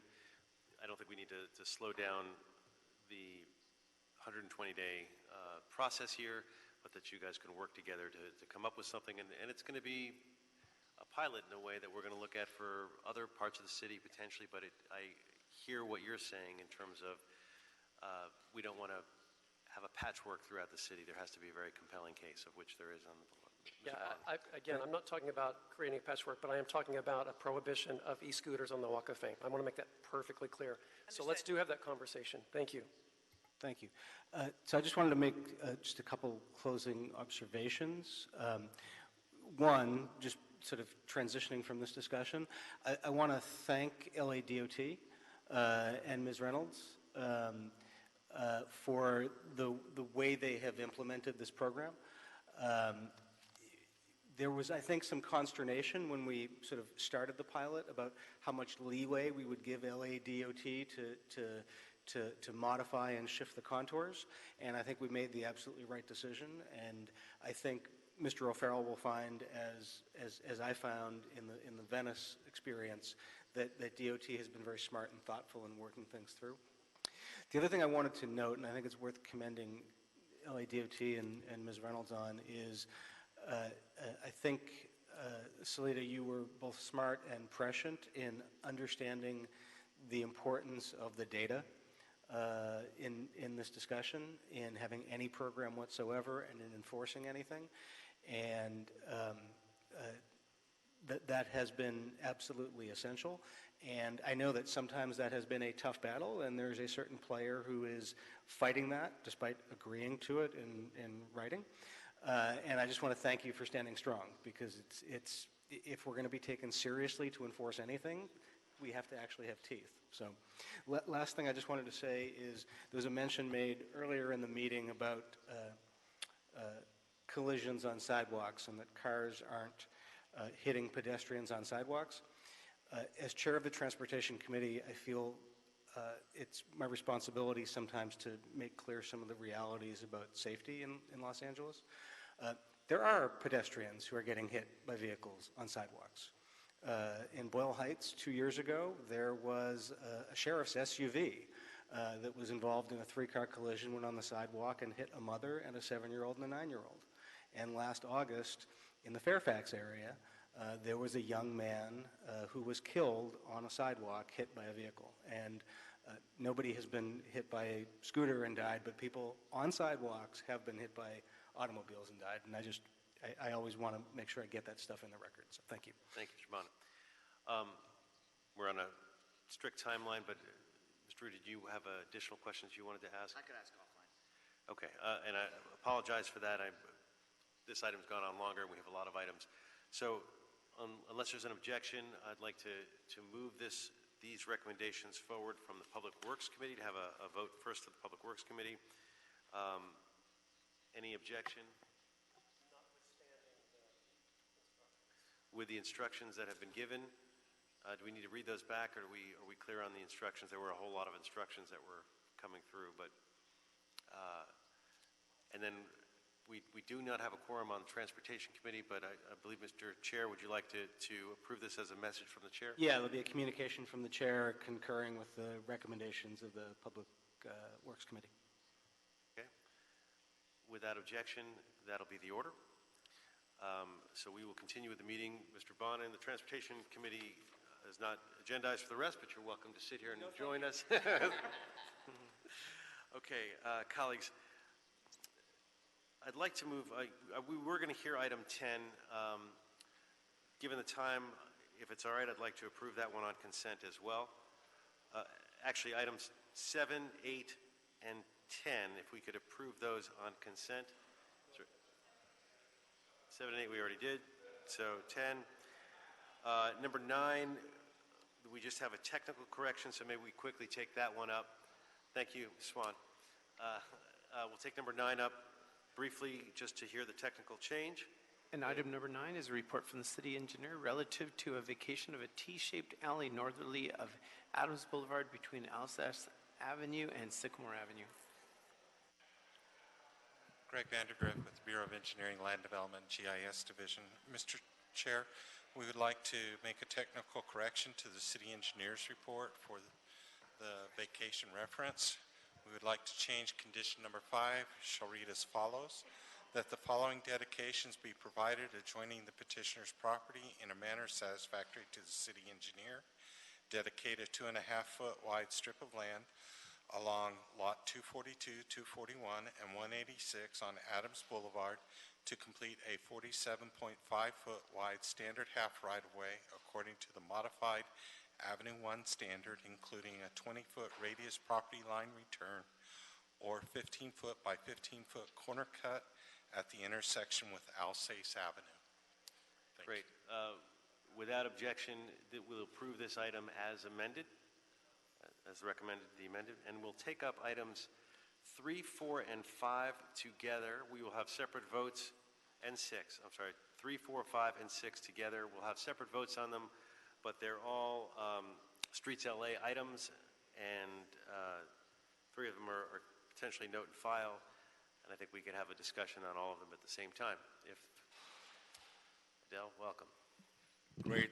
Good afternoon, Mr. Chair, council members. Adele Hoshkill, General Manager of Streets LA. We're gonna, last committee meeting, we gave you an overview of our priorities, the progress, and as you know,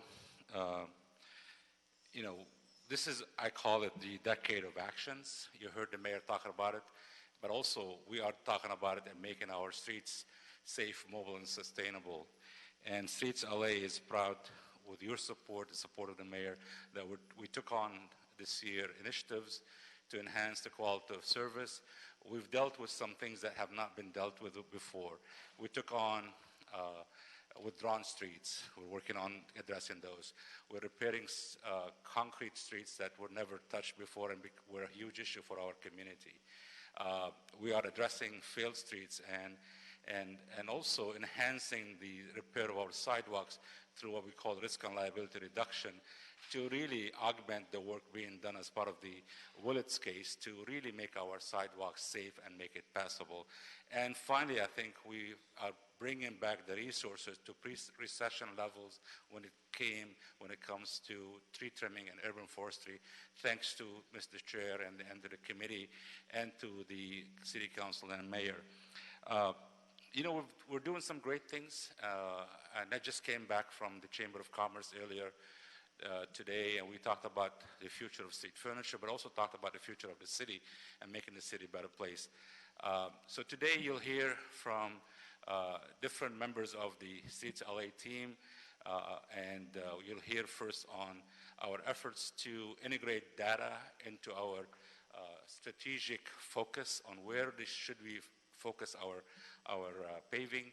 And as I mentioned before, we partnered with ITA and the city attorney to mine the data and bring it into our efforts and bring data from 311, from our assessment of bike lanes to overlap all that to provide a holistic solution.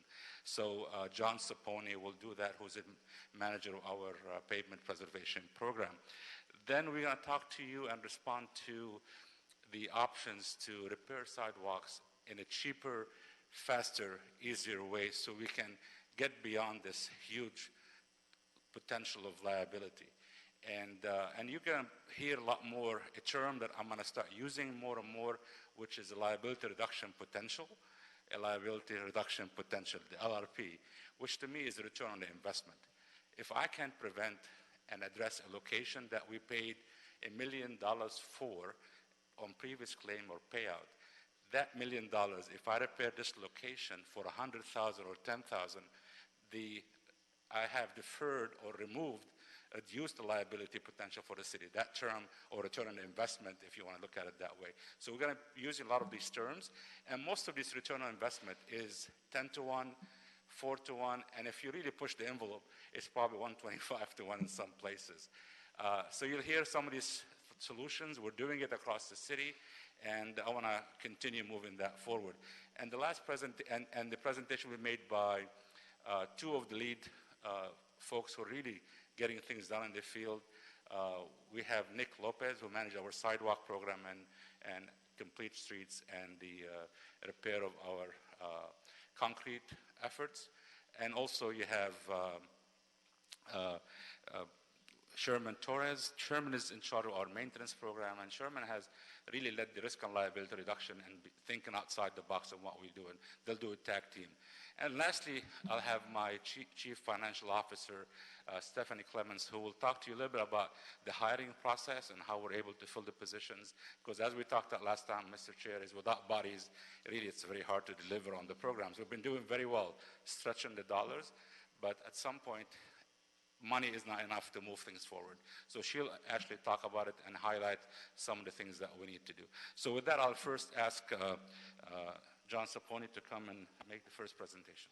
Right. Dale, before he does and come on, I just wanted to say it's great that we're looking at these things right now, and it really is, I want to commend your leadership and the great team that you've assembled and inspired, because we really are moving forward on this holistic approach.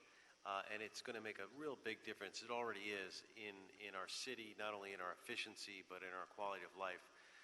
So as we get into the details and burrow into it, I just wanted to start with that big picture for us to be grateful for where we are, and the questions that we're asking are not things we would have been asking if we didn't have your leadership and the leadership of your team. So I want to thank you also for your trust and believing in us as a committee, as a council, and as a mayor. Thank you. You're welcome. Hello, John Saponi, Streets LA. This report is response to the motion, Council File CF 190372 and CF 190373, where the Bureau of Street Services, Streets LA, is being directed to consider utilization of multiple data sets and developing a pavement preservation program to report on long-range planning and street work. Los Angeles is a world-class city that deserves a world-class street network. By doing this, we have to look at our stakeholders, provide them a safe, mobile, and sustainable streets to drive on.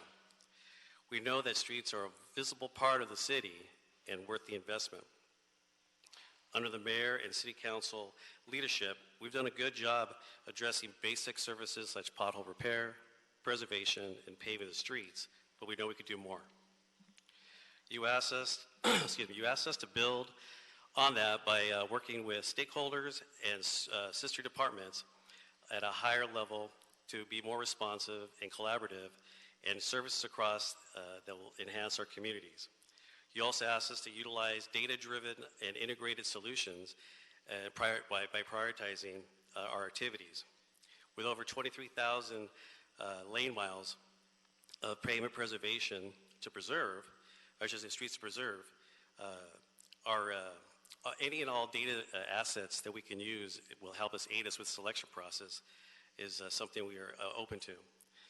We want to be transparent and provide long-range planning to minimize conflicts, as well as utilizing and reducing impacts to the public. Currently, Streets LA has taken a holistic approach to use multiple data sets and partners with our sister departments and stakeholders in planning in the selection process. As Adele mentioned, we are working with the city attorney, as well as ITA, using their data with liability claims, as well as claims, as well as liability payouts, to plot on our systems to show where a street network pavement preservation could occur. We also have taken the top 311, My 311 pothole request and overlaid those also. We have collaborated with the Department of Transportation with their bike lane data, with current and also future bike lanes to be looked at. And we also use the age of the street as well as our pavement condition index as a factor. With this information, we plan our pavement preservation program. We send the selected streets that qualify to our utilities network that can clear the streets. We also validate these streets by field inspections. We also meet with the council office to discuss their program. And an enhanced part is, as part of the SDRF, we provide the information not only to the Bureau of Engineering so they can place on the public way reservation system, but also we have it also on the Streets LA website, where you can go there and click to see the current work being done this fiscal year. This whole new integrated system, the holistic approach, is what we call the street pulse. By utilizing this data, we plot all our programs, whether it's field streets, pavement preservation. We use that with My 311 as well as the liability to develop these programs. Our long-range planning consists of a street renewal group that we meet monthly that includes all our stakeholders as well as outside departments such as water and power, so that we can share information and also clear any possible conflicts at that level, as well as discuss future projects and planning. Utilizing the Street Pulse planning system, or I should say approach, through coordination with our sister agencies, we move forward on developing a 5-year program currently. This information is being shared with BOE to be placed on their website, as well as our own street service or streetsla.org website also. Currently, the 1920 and the 2021 is currently on the Streets LA as well as Navigate LA, and the rest of the fiscal year should be up there by the end of this fiscal year. This process has been a success as this fiscal year. We had a street in the San Fernando Valley on Victory Boulevard near the 405 freeway where a claim was paid for $3 million on a failed street. We estimate the cost to repair the street was about $300,000. So we feel that we have a tenfold return on investment on that street. There's about 20 locations in this fiscal year with liability payouts, about $35 million. As of to date, we have about 11 of those locations repaired, or paved, I should say. We also recognize the bike network, and we have partnered with Department of Transportation in viewing bike network and bike lanes, and as I expressed, future bike projects and bike lanes. Just outside here on Main Street, we have a street we just done recently with a protected bike lane as part of that collaboration. And we also are working on some future projects like Avalon. I'm proud to say this fiscal year in the 1920, we're going to complete 113 lane miles of bike lanes of pavement. So in conclusion, our ability to collaborate is only going to enhance the quality of life as well as enhance the people that use the streets of LA, and that's our purpose here at Streets LA. Maybe we'll do a few questions in between each presentation just so we can keep things moving. You were talking about the utility holds. How long, or is there a limit to how long a utility can place a hold? So we look at, when we receive a hold or a request for hold from the utility company, we try to see if we can have them expedite so we can probably move our project around so we can try to do it the fiscal year, depending what it is, and we'll work with BOE on those requirements. But generally, we work with each utility based on their need, but we try not to have any long-term holds. Long-term meaning? If they want to come and place a project on hold for years, we would not do that. Sure. The holds were a huge issue for us because pavement was being held because somebody said that we're going to do something in the future. So really what we're turning things around by us developing the 5-year pavement plan, and we're asking the utilities, any of the underground folks to work with us through our program. And really we cannot afford to just let streets wait forever.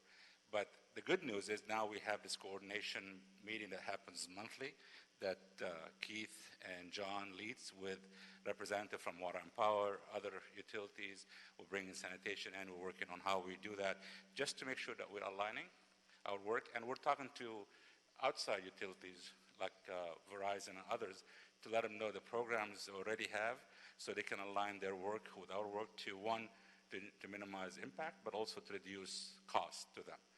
So if you have a 5-year plan, that gives them plenty of notice, and so they can't, the week before you're about to go out and do the work, they can't put a 6-month hold on it. Is that correct? That's correct. So if it's on the plan, there's no hold.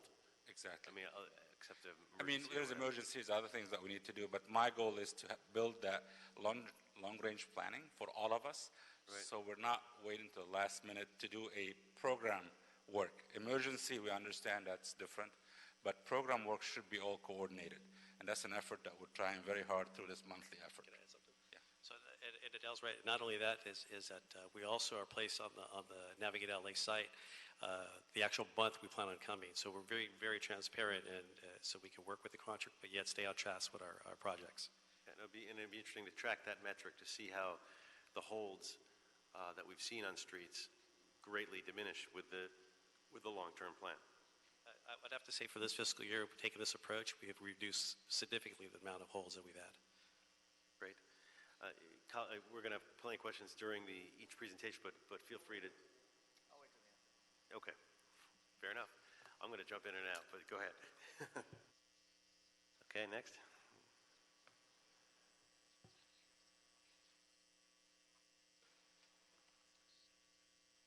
Good afternoon, council members. How you doing today? My name's Nick Lopez. I'm with the Bureau of Street Services, Streets LA.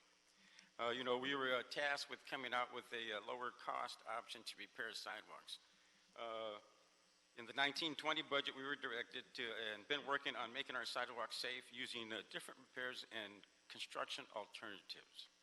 Although the city has an access repair program which is driven by the Willits settlement and is focused on ensuring full American with Disabilities Act compliance, the number of unsafe sidewalks conditions far exceeded the capacity of the access repair program. Since the fiscal year 16-17 to date, we estimate about 38,000 service requests received from constituents on unsafe sidewalk. That compares with the under 400 locations that we do under the sidewalk repair program, the access repair program. So annually under the access repair program, the repairs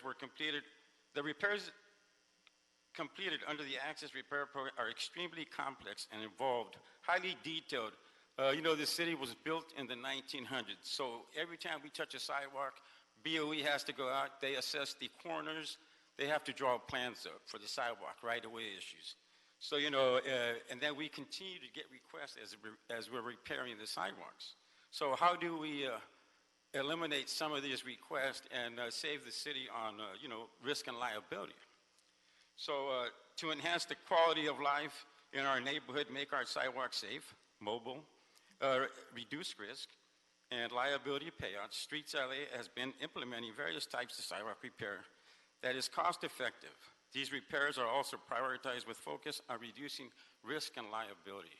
So I know back in the old days, you go out and you ramp up to the uplifted sidewalk. So we've been experimenting using, different alternatives, different construction methods.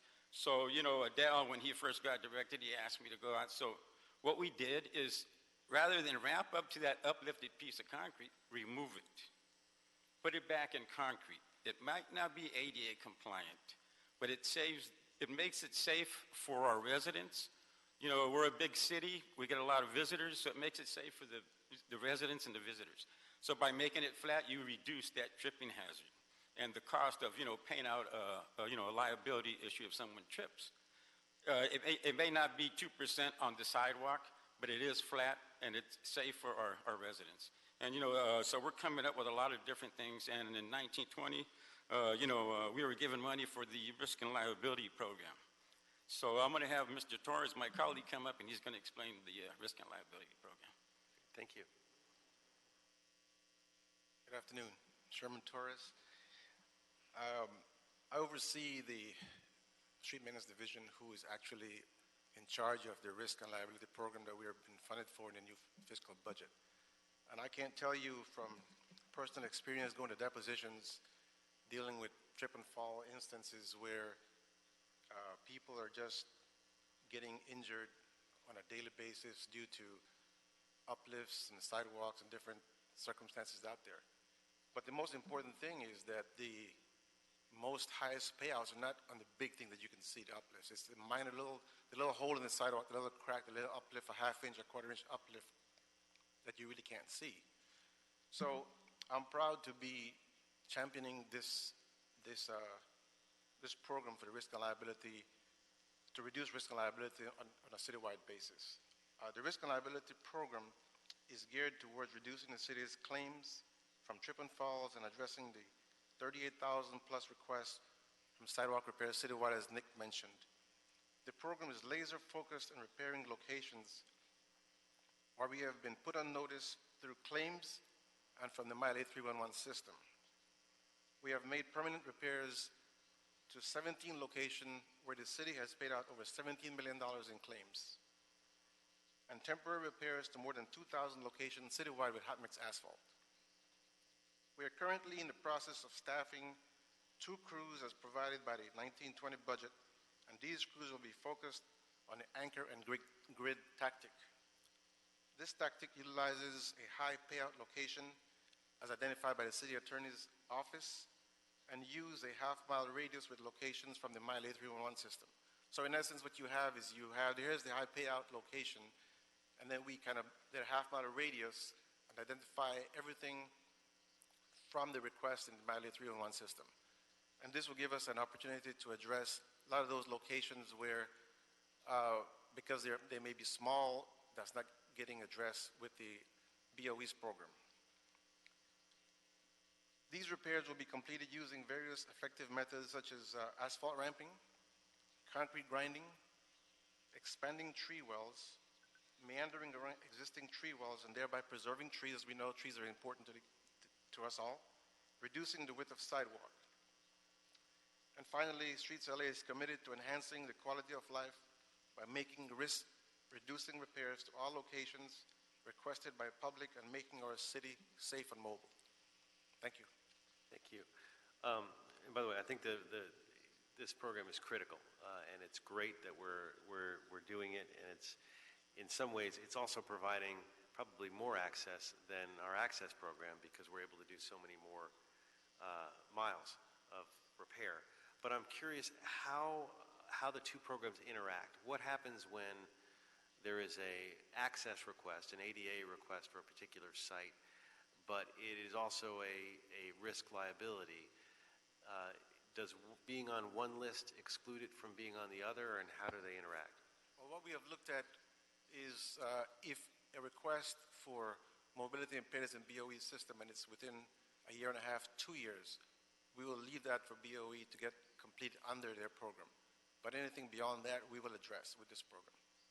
So if it's you look at a time window. So if it's a repair that BOE is like not going to get to it for at least 2 years, it's fair game for risk.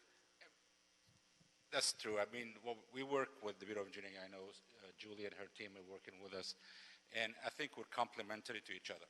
And this is really what I want to stress. What we're doing is complementary. Our staff are the ones doing the work in the field.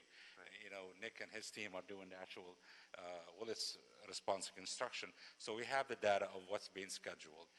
The question that we're still struggling with, and we're trying to work that, is what just Sherman mentioned. If a location is on the Willits case and it's within a certain time frame, you know, you heard Sherman talk about 2 years, we're not going to touch it. I'm trying to figure out what is that right now. We're trying to think, because one is we don't want to go fix something and then 6 months later come in and tear it up and redo it. Right. There's that perception.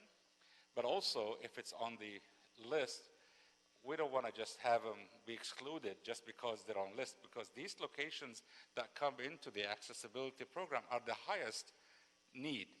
So we still are struggling, and we're still not sure. We're going to meet more with engineering and the staff and talk more about that window, but also receiving your input. You know, because, you know, it's just, there's public perception. If we fix something in 6 months, you come and tear it up, they're going to say, we're not planning good enough. But I think somewhere between a year, somewhere around a year to, 2 years, is a good measure to say if it's in the Willits database and it can be done within a year, we're not going to touch it except stabilize it. Not, we're not going to probably do the simple stuff that we can do, but not removing the concrete, putting new concrete in. Maybe, I don't know if this could work, but there could be a process developed down the road where there is working with the Willits folks where there is a choice. I could see, because you don't want someone who is in a wheelchair to have, they've reported it, and for 2 years they can't use their front sidewalk. At the same token, we might be able to go to that person or have a process and say, hey, we can create a meandering sidewalk, which is not the 2% grid, but for your disability, this would be perfectly great, and they might actually prefer that. and be able to get that sign off so you could do that instead of having to do the more expensive ADA. I don't know what process that would be, but ideally there would be an interactive process. Well, it's funny you mentioned that. We just received, I was just talking to Nick earlier today, we have a request pending right now where we have such a request. Someone is in a mobility impaired situation where it's in BOE's queue, but not for another year and a half. So the question is, what do? Do we leave it alone, or do we go out there and do something temporary, knowing that down the line it's going to be addressed by BOE? So I think that's what Del is talking about, collaboration between us and So what I think, taking your point, it's a good point. We will continue working with our partners in engineering to look at that option. But just to give you an example, Cherokee came to your committee, and you remember Councilman Rue and all of the committee members here, the chair and Councilman Farrell. You remember the discussion about the trees in Cherokee, right? When we delayed the repair under the Willits case, to preserve the trees, and actually, by the way, we're doing the pruning as we speak of these trees that we trimmed a year ago to allow them to grow and be healthy before we prune, so we repair. While we're waiting, I went to a meeting with Councilman Rue in the community, right? And we were talking, and the elderly lady that lives there in front of this damaged sidewalk was in that meeting. So as we were walking out, I looked at that sidewalk and I said to her, I said, do you mind if we meander into your property to get you around and get you to safely while we're waiting for a year? And she said yes. And Sherman and his team went out there, and within a couple of days, that meandering happened. She signed right of entry for us, and she's happy. We waited for a year to save the trees and come back with a permanent solution, but we're able to give the elderly lady that lives there an access around that damaged sidewalk. So you're exactly right. I think we need to bring that forward. We'll work with our partners in engineering on finding the threshold, but also seeing if we can do something while people are waiting on that queue on the list. Well, and maybe in that case, if you did a meandering sidewalk, you don't need to go back and put the sidewalk back where it was exactly. You can save the money there and use it on another ADA issue. I mean, that would be the ideal. You know, at some point we may see some of these, what we call temporary repairs or risk and liability repairs. We may look at them in the future, and they may be enough to be ADA repairs, just enough. We don't know yet. We're not saying that now, but we want to make sure that there's safe passage. And to me, that's a program that's going to augment and supplement and I think provide essential services. There's three things I hear from the community when I go to any of the community meetings. Safety on the sidewalks, they talk about street sweeping, and they talk about trees. Few of them talk about streets, but those are the three priorities I hear all the time.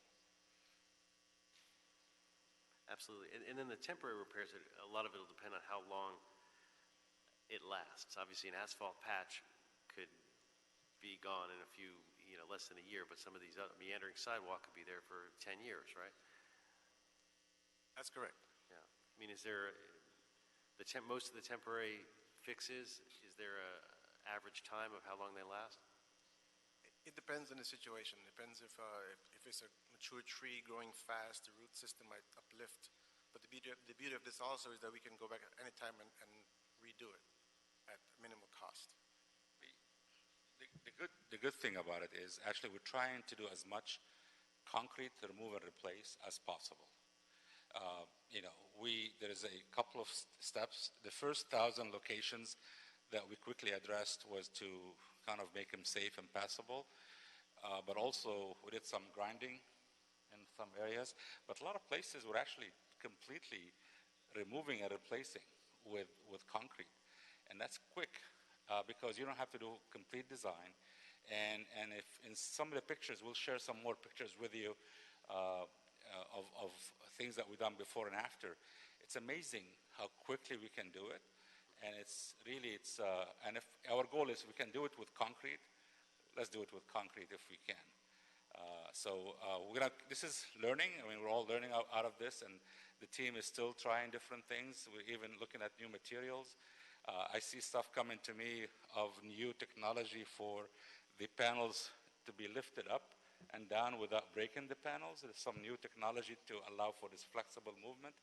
There is some new cementous material that can ramp without causing a problem. There is a way you can fill an area, but really we're just testing everything. But the work that we're seeing, I was in the Valley the other day, Thursday last week, with the team working on sidewalks, and it's just impressive the amount of how quickly they can come in, remove and replace, and make the area safe for everyone. Thank you.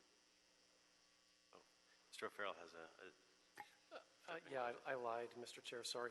But just one question about sidewalks, and that is, what I'm hearing is that you've pioneered a new way to address complaints more quickly, more nimbly, if you will. So my question is, if you go out, I mean, the old way was just put an asphalt patch because the city could then demonstrate that we were responsive to a complaint, therefore limiting our liability should a trip and fall occur, and then we get a lawsuit. So my question would be, when you go out and you do this temporary fix, but it doesn't meet ADA standards, and we know that crews will come back at a later scheduled date to actually do the ADA requirement, what level of liability do we take on in the interim, if any? Is there some determination in the Willits case, for example, that temporary fixes are okay so long as the permanent ADA installed mitigation is in place within a certain time frame? So we've been working, this is a collaboration with the City Attorney's Office, and we had a meeting last week. We spent a couple of hours with them. They help us mine and look at this. And I know Ted is here from the City Attorney's Office, but actually we met with 5 or 6 of their team, the people that defend us in court, people that are in charge of claims. Everybody was with us. And this process is something that they support fully. They see this as a way to reduce the city's, what I use the term, liability reduction potential. I'm going to start coining that term, liability reduction potential. This is important for them, and they see this as a way to defend the city. We don't notice. A 311 request comes in, we don't notice. A claim is filed, we don't notice. A lawsuit is settled, and we don't notice, and it's even worse. So our goal is, the first thing is, anytime we have a request through 311, we're going to go and stabilize it through ramping, whatever it is, then get into a system where we are using the highest potential liability or payout and go around it and fix everything around it. So we're moving around the city. We're going to have some equal distribution across the city to do that, but it's all based on reducing the liability of the city and increasing the liability reduction potential. So I think to me is, as compared to not doing anything, this is better for us. And the City Attorney's Office, all of them in the civil and the claims department are all in support of our effort, and we're meeting with them regularly to coordinate. I mean, I think it's great, but I just want to make sure that, with all of the, litigious nature of things out there, that, this is a sound, kosher way to proceed. And to me, it's it's an improvement over the asphalt, just slapping it on, on a sidewalk that looks like this. I'm going to share pictures with like you, this would and be a some of the better way. repairs that you'll see won't even look like temporary. They look like brand new sidewalks, and I'll share that with some of you staff. Hopefully we can bring it back. I was trying to bring it with us here today, but we will show you before and after. It's amazing. We're able to do a lot of work that looks exactly brand new sidewalk. There's no question, and our staff have been very creative. And the good thing is we have our team with Urban Forestry with us, so they're able to help us look at the tree. And most of the time, tree is causing the problem, how to manage it. And I think we've done a good job. And I'll share with you some really effective pictures across the city of what we have been able to do. Thank you.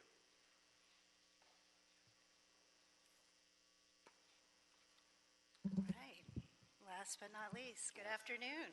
Good afternoon. Hi, Stephanie Clements, Assistant Director, Streets LA. During budget deliberations last fiscal year, Council instructed Streets LA to report back on how the positions added in the budget will impact our vacancy rate and our ability to complete our work programs. So as you well know, there is a huge demand in our communities for repairing our sidewalks, enhancing our urban forest, fixing our worst streets, reducing risk and liability citywide while also improving our environment. And as a result of this demand, Streets LA has experienced a tremendous amount of growth over the last few years. Many new and exciting initiatives and programs have been added to our budget.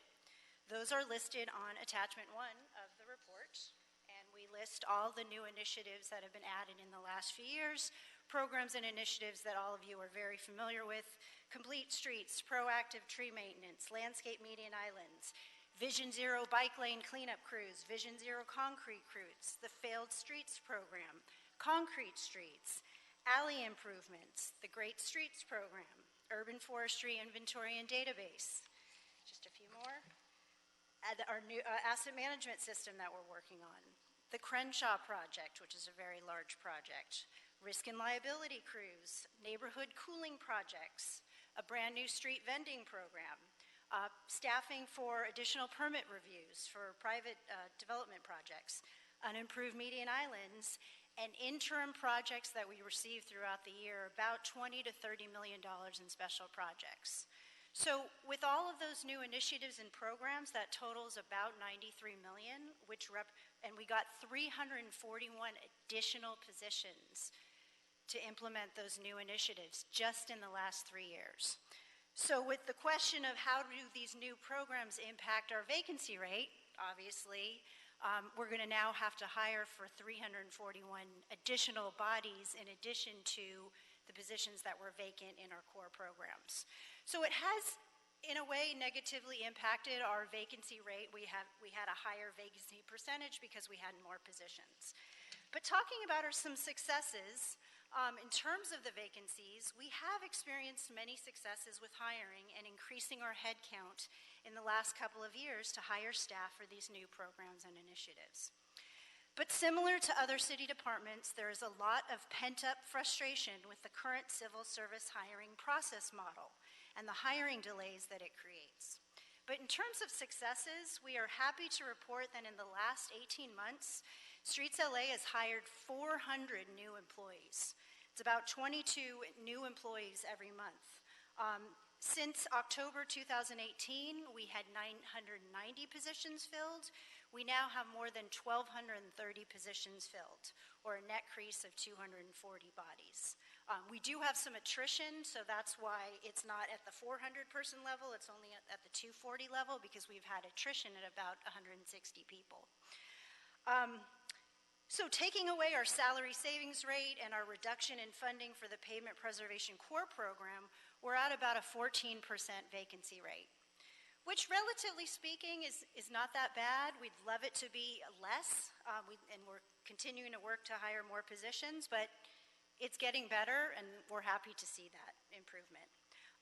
But another part of the success story that I want to highlight, that even though we have vacancies, we are making do with what we have, and we are getting things done. We are proactively managing our resources to ensure that we still deliver on our core programs and also meet the demands and mandates of all of our new programs as listed on attachment 1. So how are we doing that? 1, we are actively trying to hire for vacancies for these new initiatives and programs.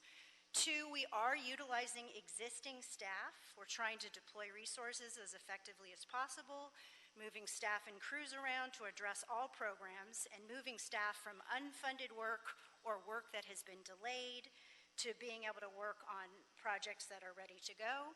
We are utilizing more overtime. You can look in the financial status reports, the FSRs. We do regularly transfer monies from our salaries account to our overtime account, so we're utilizing overtime more.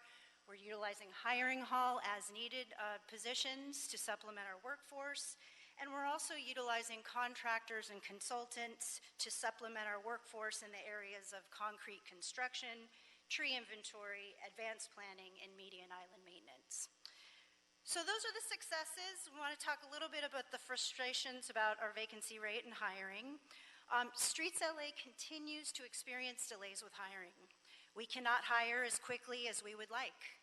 The current traditional civil service hiring model and processes still take a very long time, and in many instances, we are unsuccessful at hiring even when we go through multiple hiring processes for the same classifications.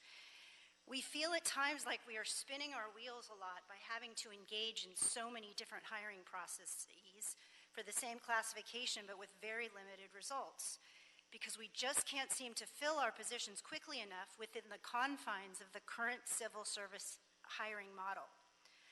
On top of that, we continue to lose a lot of people also to DWP. As you know, you've heard this many times. They get paid more at DWP. They get raises every 6 months, and their pension benefits are a lot better.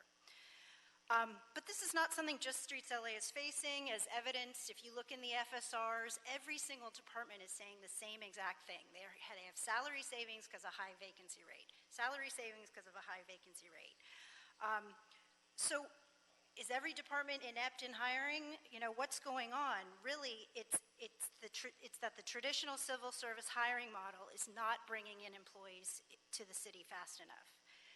The traditional civil service hiring model was established decades ago, and it just doesn't work efficiently and effectively for our modern times. We commend and applaud the Personnel Department for coming up with new strategies and approaches to the traditional civil service model hiring, such as targeted local hire, which has been fantastic for us. We're going to have at least 100 targeted local hire employees by the end of June. And one thing they're also doing, which we would like to expand upon, is on-the-spot hiring. For certain engineering classifications, there's an opportunity where you can interview people same day, and they're offered a job same day. So we have used that model for the engineering classifications, but we would like to expand that to our trades, our street services classifications, journeyman classifications, to offer on-the-spot hiring to expedite the hiring process. Even hosting a citywide job fair where multiple departments come to the job fair and go through this on-the-spot hiring process. We've talked to the Personnel Department. They're very open to that. We're working with them on that, but right now this on-the-spot hiring is exclusive to very specific engineering classifications. So we feel like if we could expand that, it would be a game changer for us. And then the second part of the report talks about support staff and our ability to complete core work programs and new work programs with the current level of support staff. So when I talk about support staff, I'm talking about clerical, administrative, analytical staff that support our projects and our programs. As mentioned on page 2 of the report, support staff assist with a myriad of clerical and analytical functions relating to safety, risk management, hiring and human resources, budget, cost control, payroll, materials, expenses, systems, contracts, new initiatives, reports, memos, liaison activities, and internal control compliance, to name a few. I could list you hundreds of different functions that support staff need to perform on a yearly basis to support a construction operation working in the confines of the public sector. But so even before we talk about all these new programs on Attachment 1, the level of support staff on our core programs is very low relative to other city departments and the amount of support work required for our complex operation. If you look at, before I go there, as one stark example, in our IT group, our systems group, we have 6 systems analysts for the entire bureau. We have 1,600 position authorities. We work in hundreds of locations using mobile technology. We have 35-plus yards and facilities, and we have 6 system staff supporting our whole IT operation, including computers, tablets, phones, web and mobile applications, and various technology initiatives. It's just not enough people. On Attachment 2, what I tried to do is identify 4 programs that are really low on support staff. If you look first on our pavement preservation program, that's our biggest program, that's our bread and butter. It's a $125+ million program, 433 employees. We have 2 analysts and 5 clerical staff supporting the entire program. And that's including asphalt operations, our pavement management group, going to street maintenance division. Actually, all the leaders of those groups are here, so they can nod their heads. Street maintenance division, which is street sweeping and potholes and emergencies. It's a almost $33 million operation, 336 people. There's 1 analyst. And that 1 analyst has been assigned a training program that we have with LA Trade Tech. So it's almost like no analysts for Sherman's program. Similar with urban forestry. They finally got 1 analyst when additional tree trimming crews were approved. It's a $30+ million program, 235 people, there's 1 analyst to handle all of those administrative and analytical functions that I mentioned earlier, and only 3 clerical staff. Same with engineering and construction division. They have a few more, but still very limited, and a lot of times in their group, they're doing planning activities and more analysis, and they require more analytical staff. So then, if you look at the low support staff in our core base programs, and then you go back to attachment 1 with our new programs, and we've listed on that right-hand column the number of support staff that were added for all these new initiatives. And what you see is we got a lot of new initiatives with 0 support staff. We did get some support staff for Complete Streets and for trees, and for Crenshaw and street vending, but other than that, all the other new programs that I listed earlier, 0 support staff added. And it's easy to maybe, absorb 1 extra crew or 1 extra initiative, but when you're trying to absorb so many different initiatives, so much money, and so many people, it's a lot. It's a stretch. And so what ends up happening, if you don't have support staff, it doesn't mean that the support work doesn't get done. The support work still needs to get done. So it's getting done by existing support staff that don't have a lot of bandwidth, and that impacts quality and quantity.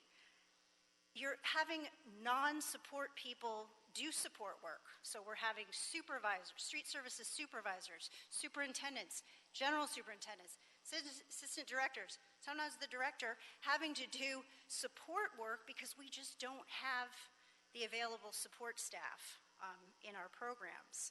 And then also we internally know that there's a lot of improvements we can make, and we are trying to implement those improvements, but there are more out there that we know of, but we just don't have the support staff bandwidth to implement even additional initiatives that would make us more efficient and effective in the long run. So anyways, we know that resources are very tight, and it's very challenging to get funding for additional support staff. So at this time, we'd like to work with the CAO's office to reallocate or convert some existing operational vacancies that have been vacant for a long time and convert them into support staff positions. So there would be no additional funding needed by the general fund or special fund, and we would be able to have more support staff for our programs. So we would like to work with the CAO's office on that and maybe have it be included in the 2021 budget. Thank you for your time. I'm here to answer any questions you may have. Well, thank you. You make a very compelling case. And I'm glad that we did these reports, because I think not only is it useful for us, but this will be useful to discuss as we move into budget season and to bring up in budget. And in fact, they're in some ways a response to the budget questions from last year. Yeah, good time. So that's perfect. And then in as much as the 2 direct things that you asked for, I'd like us to not just note and file this report, but first to instruct the personnel department to work, as you suggested, with Streets LA to expand the on-spot hiring processes to various trade classifications and to explore holding a citywide job fair to expedite hiring. That's going to be one recommendation. And then the other is that I'd like for this committee to make, the other recommendation is what you just asked for, which is to instruct Streets LA to work with the CAO's office to reallocate the existing vacant operation positions and convert them to support positions, because that doesn't require any funding. So those are 2 things, tangible asks, I think that we can try to deliver prior to the budget, and then when the budget comes, we'll work with you to to try to deliver in a bigger way. And hopefully the mayor's budget will reflect that need as well. Colleagues. Thank you. Mr. Rue. Oh, thank you, Mr. Chair. Thank you, Mr. Chair. I just wanted to say that it is very astounding that Streets LA has been able to deliver on all of their initiatives to this council with only 17 support staff. And of course, I concur with all of your recommendations, Mr. Chair. And I just want to again commend Adele and commend his department for going above and beyond. If we find any money left in the budget, I'm going to recommend that we give it to Adele and his department because I know they'll make it stretch. I know they'll make it work because I'm just exceedingly astounded. And yes, there's a lot more to improve, especially with coordination and all the different things that you already pointed out that needs to be done. So there's a lot more growth. There's a lot more things we could do, but I am just so confident in this department and your leadership and your whole team to get it done. And I'm just so impressed. I just look forward to seeing what more you're going to deliver next year. So thank you so very much. Mr. Farrow.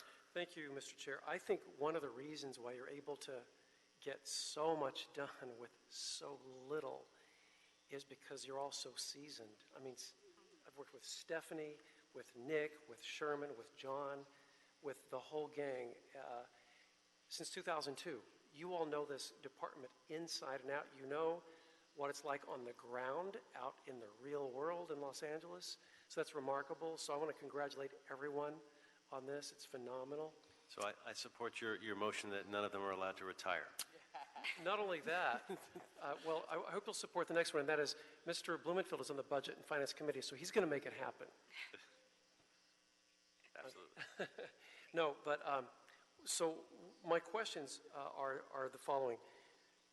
You mentioned frustrations with the civil service hiring model, and then you mentioned same-day hiring, which is specific to particular engineering classifications. Right. So is that a model that we have to live with, or is that a model that we could help you with making better? And if so, are we somewhere in that process, or is there something that we need to do? You know, in the charter, there's a lot of civil service language, so they are restricted via charter, but they've already established this engineering roadmap where you can do the on-the-spot hiring. So personnel has already worked through the mechanics of that. So we're hoping that we can just not recreate the wheel and just use that for journey-type positions. So it seems that we're okay. We've mentioned it to personnel, Has it and not they're been open to it. tested fully in this environment? Is that one of the reasons? Is it an unknown, in other words? Yeah, I mean, this is new. I mean, we're not doing something has been done, Right. except for engineering classification. But broadening the scope. So what we're talking about is a journeyman. If you are a journeyman and certified by the union as a journeyman, you have all the, it's not easy to become a journeyman in a craft. So we're saying is that journeyman classification is your engineering degree from a accredited school.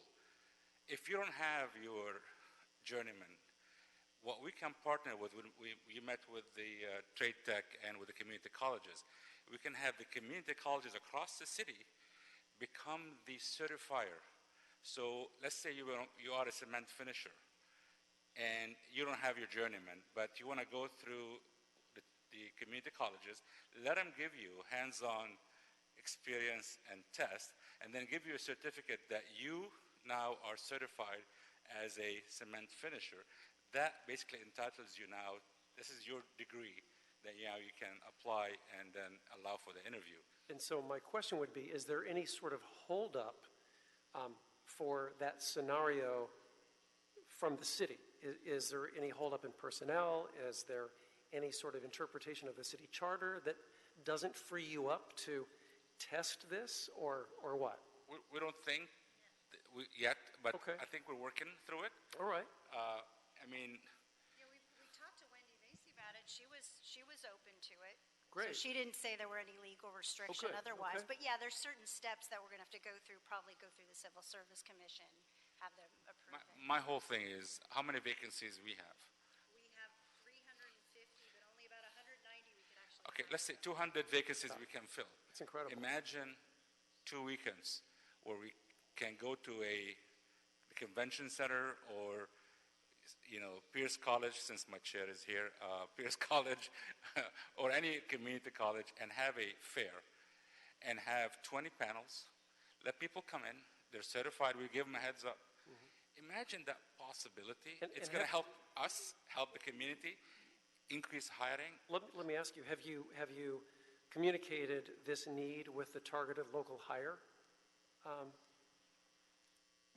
piece of this puzzle?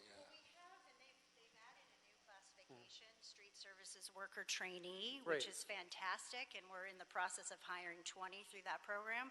But that's just entry level, Right. and no skills are required Right. to apply. Just to make we're sure looking that- for people that are a little more skilled. Mhm. See, right now with the skilled people, like a journeyman carpenter, to get a city job, he has to go take he or she has to take a multiple choice test, which a carpenter doesn't take multiple choice tests. But he or she has to take a test, get scored, wait for a department to. Yeah.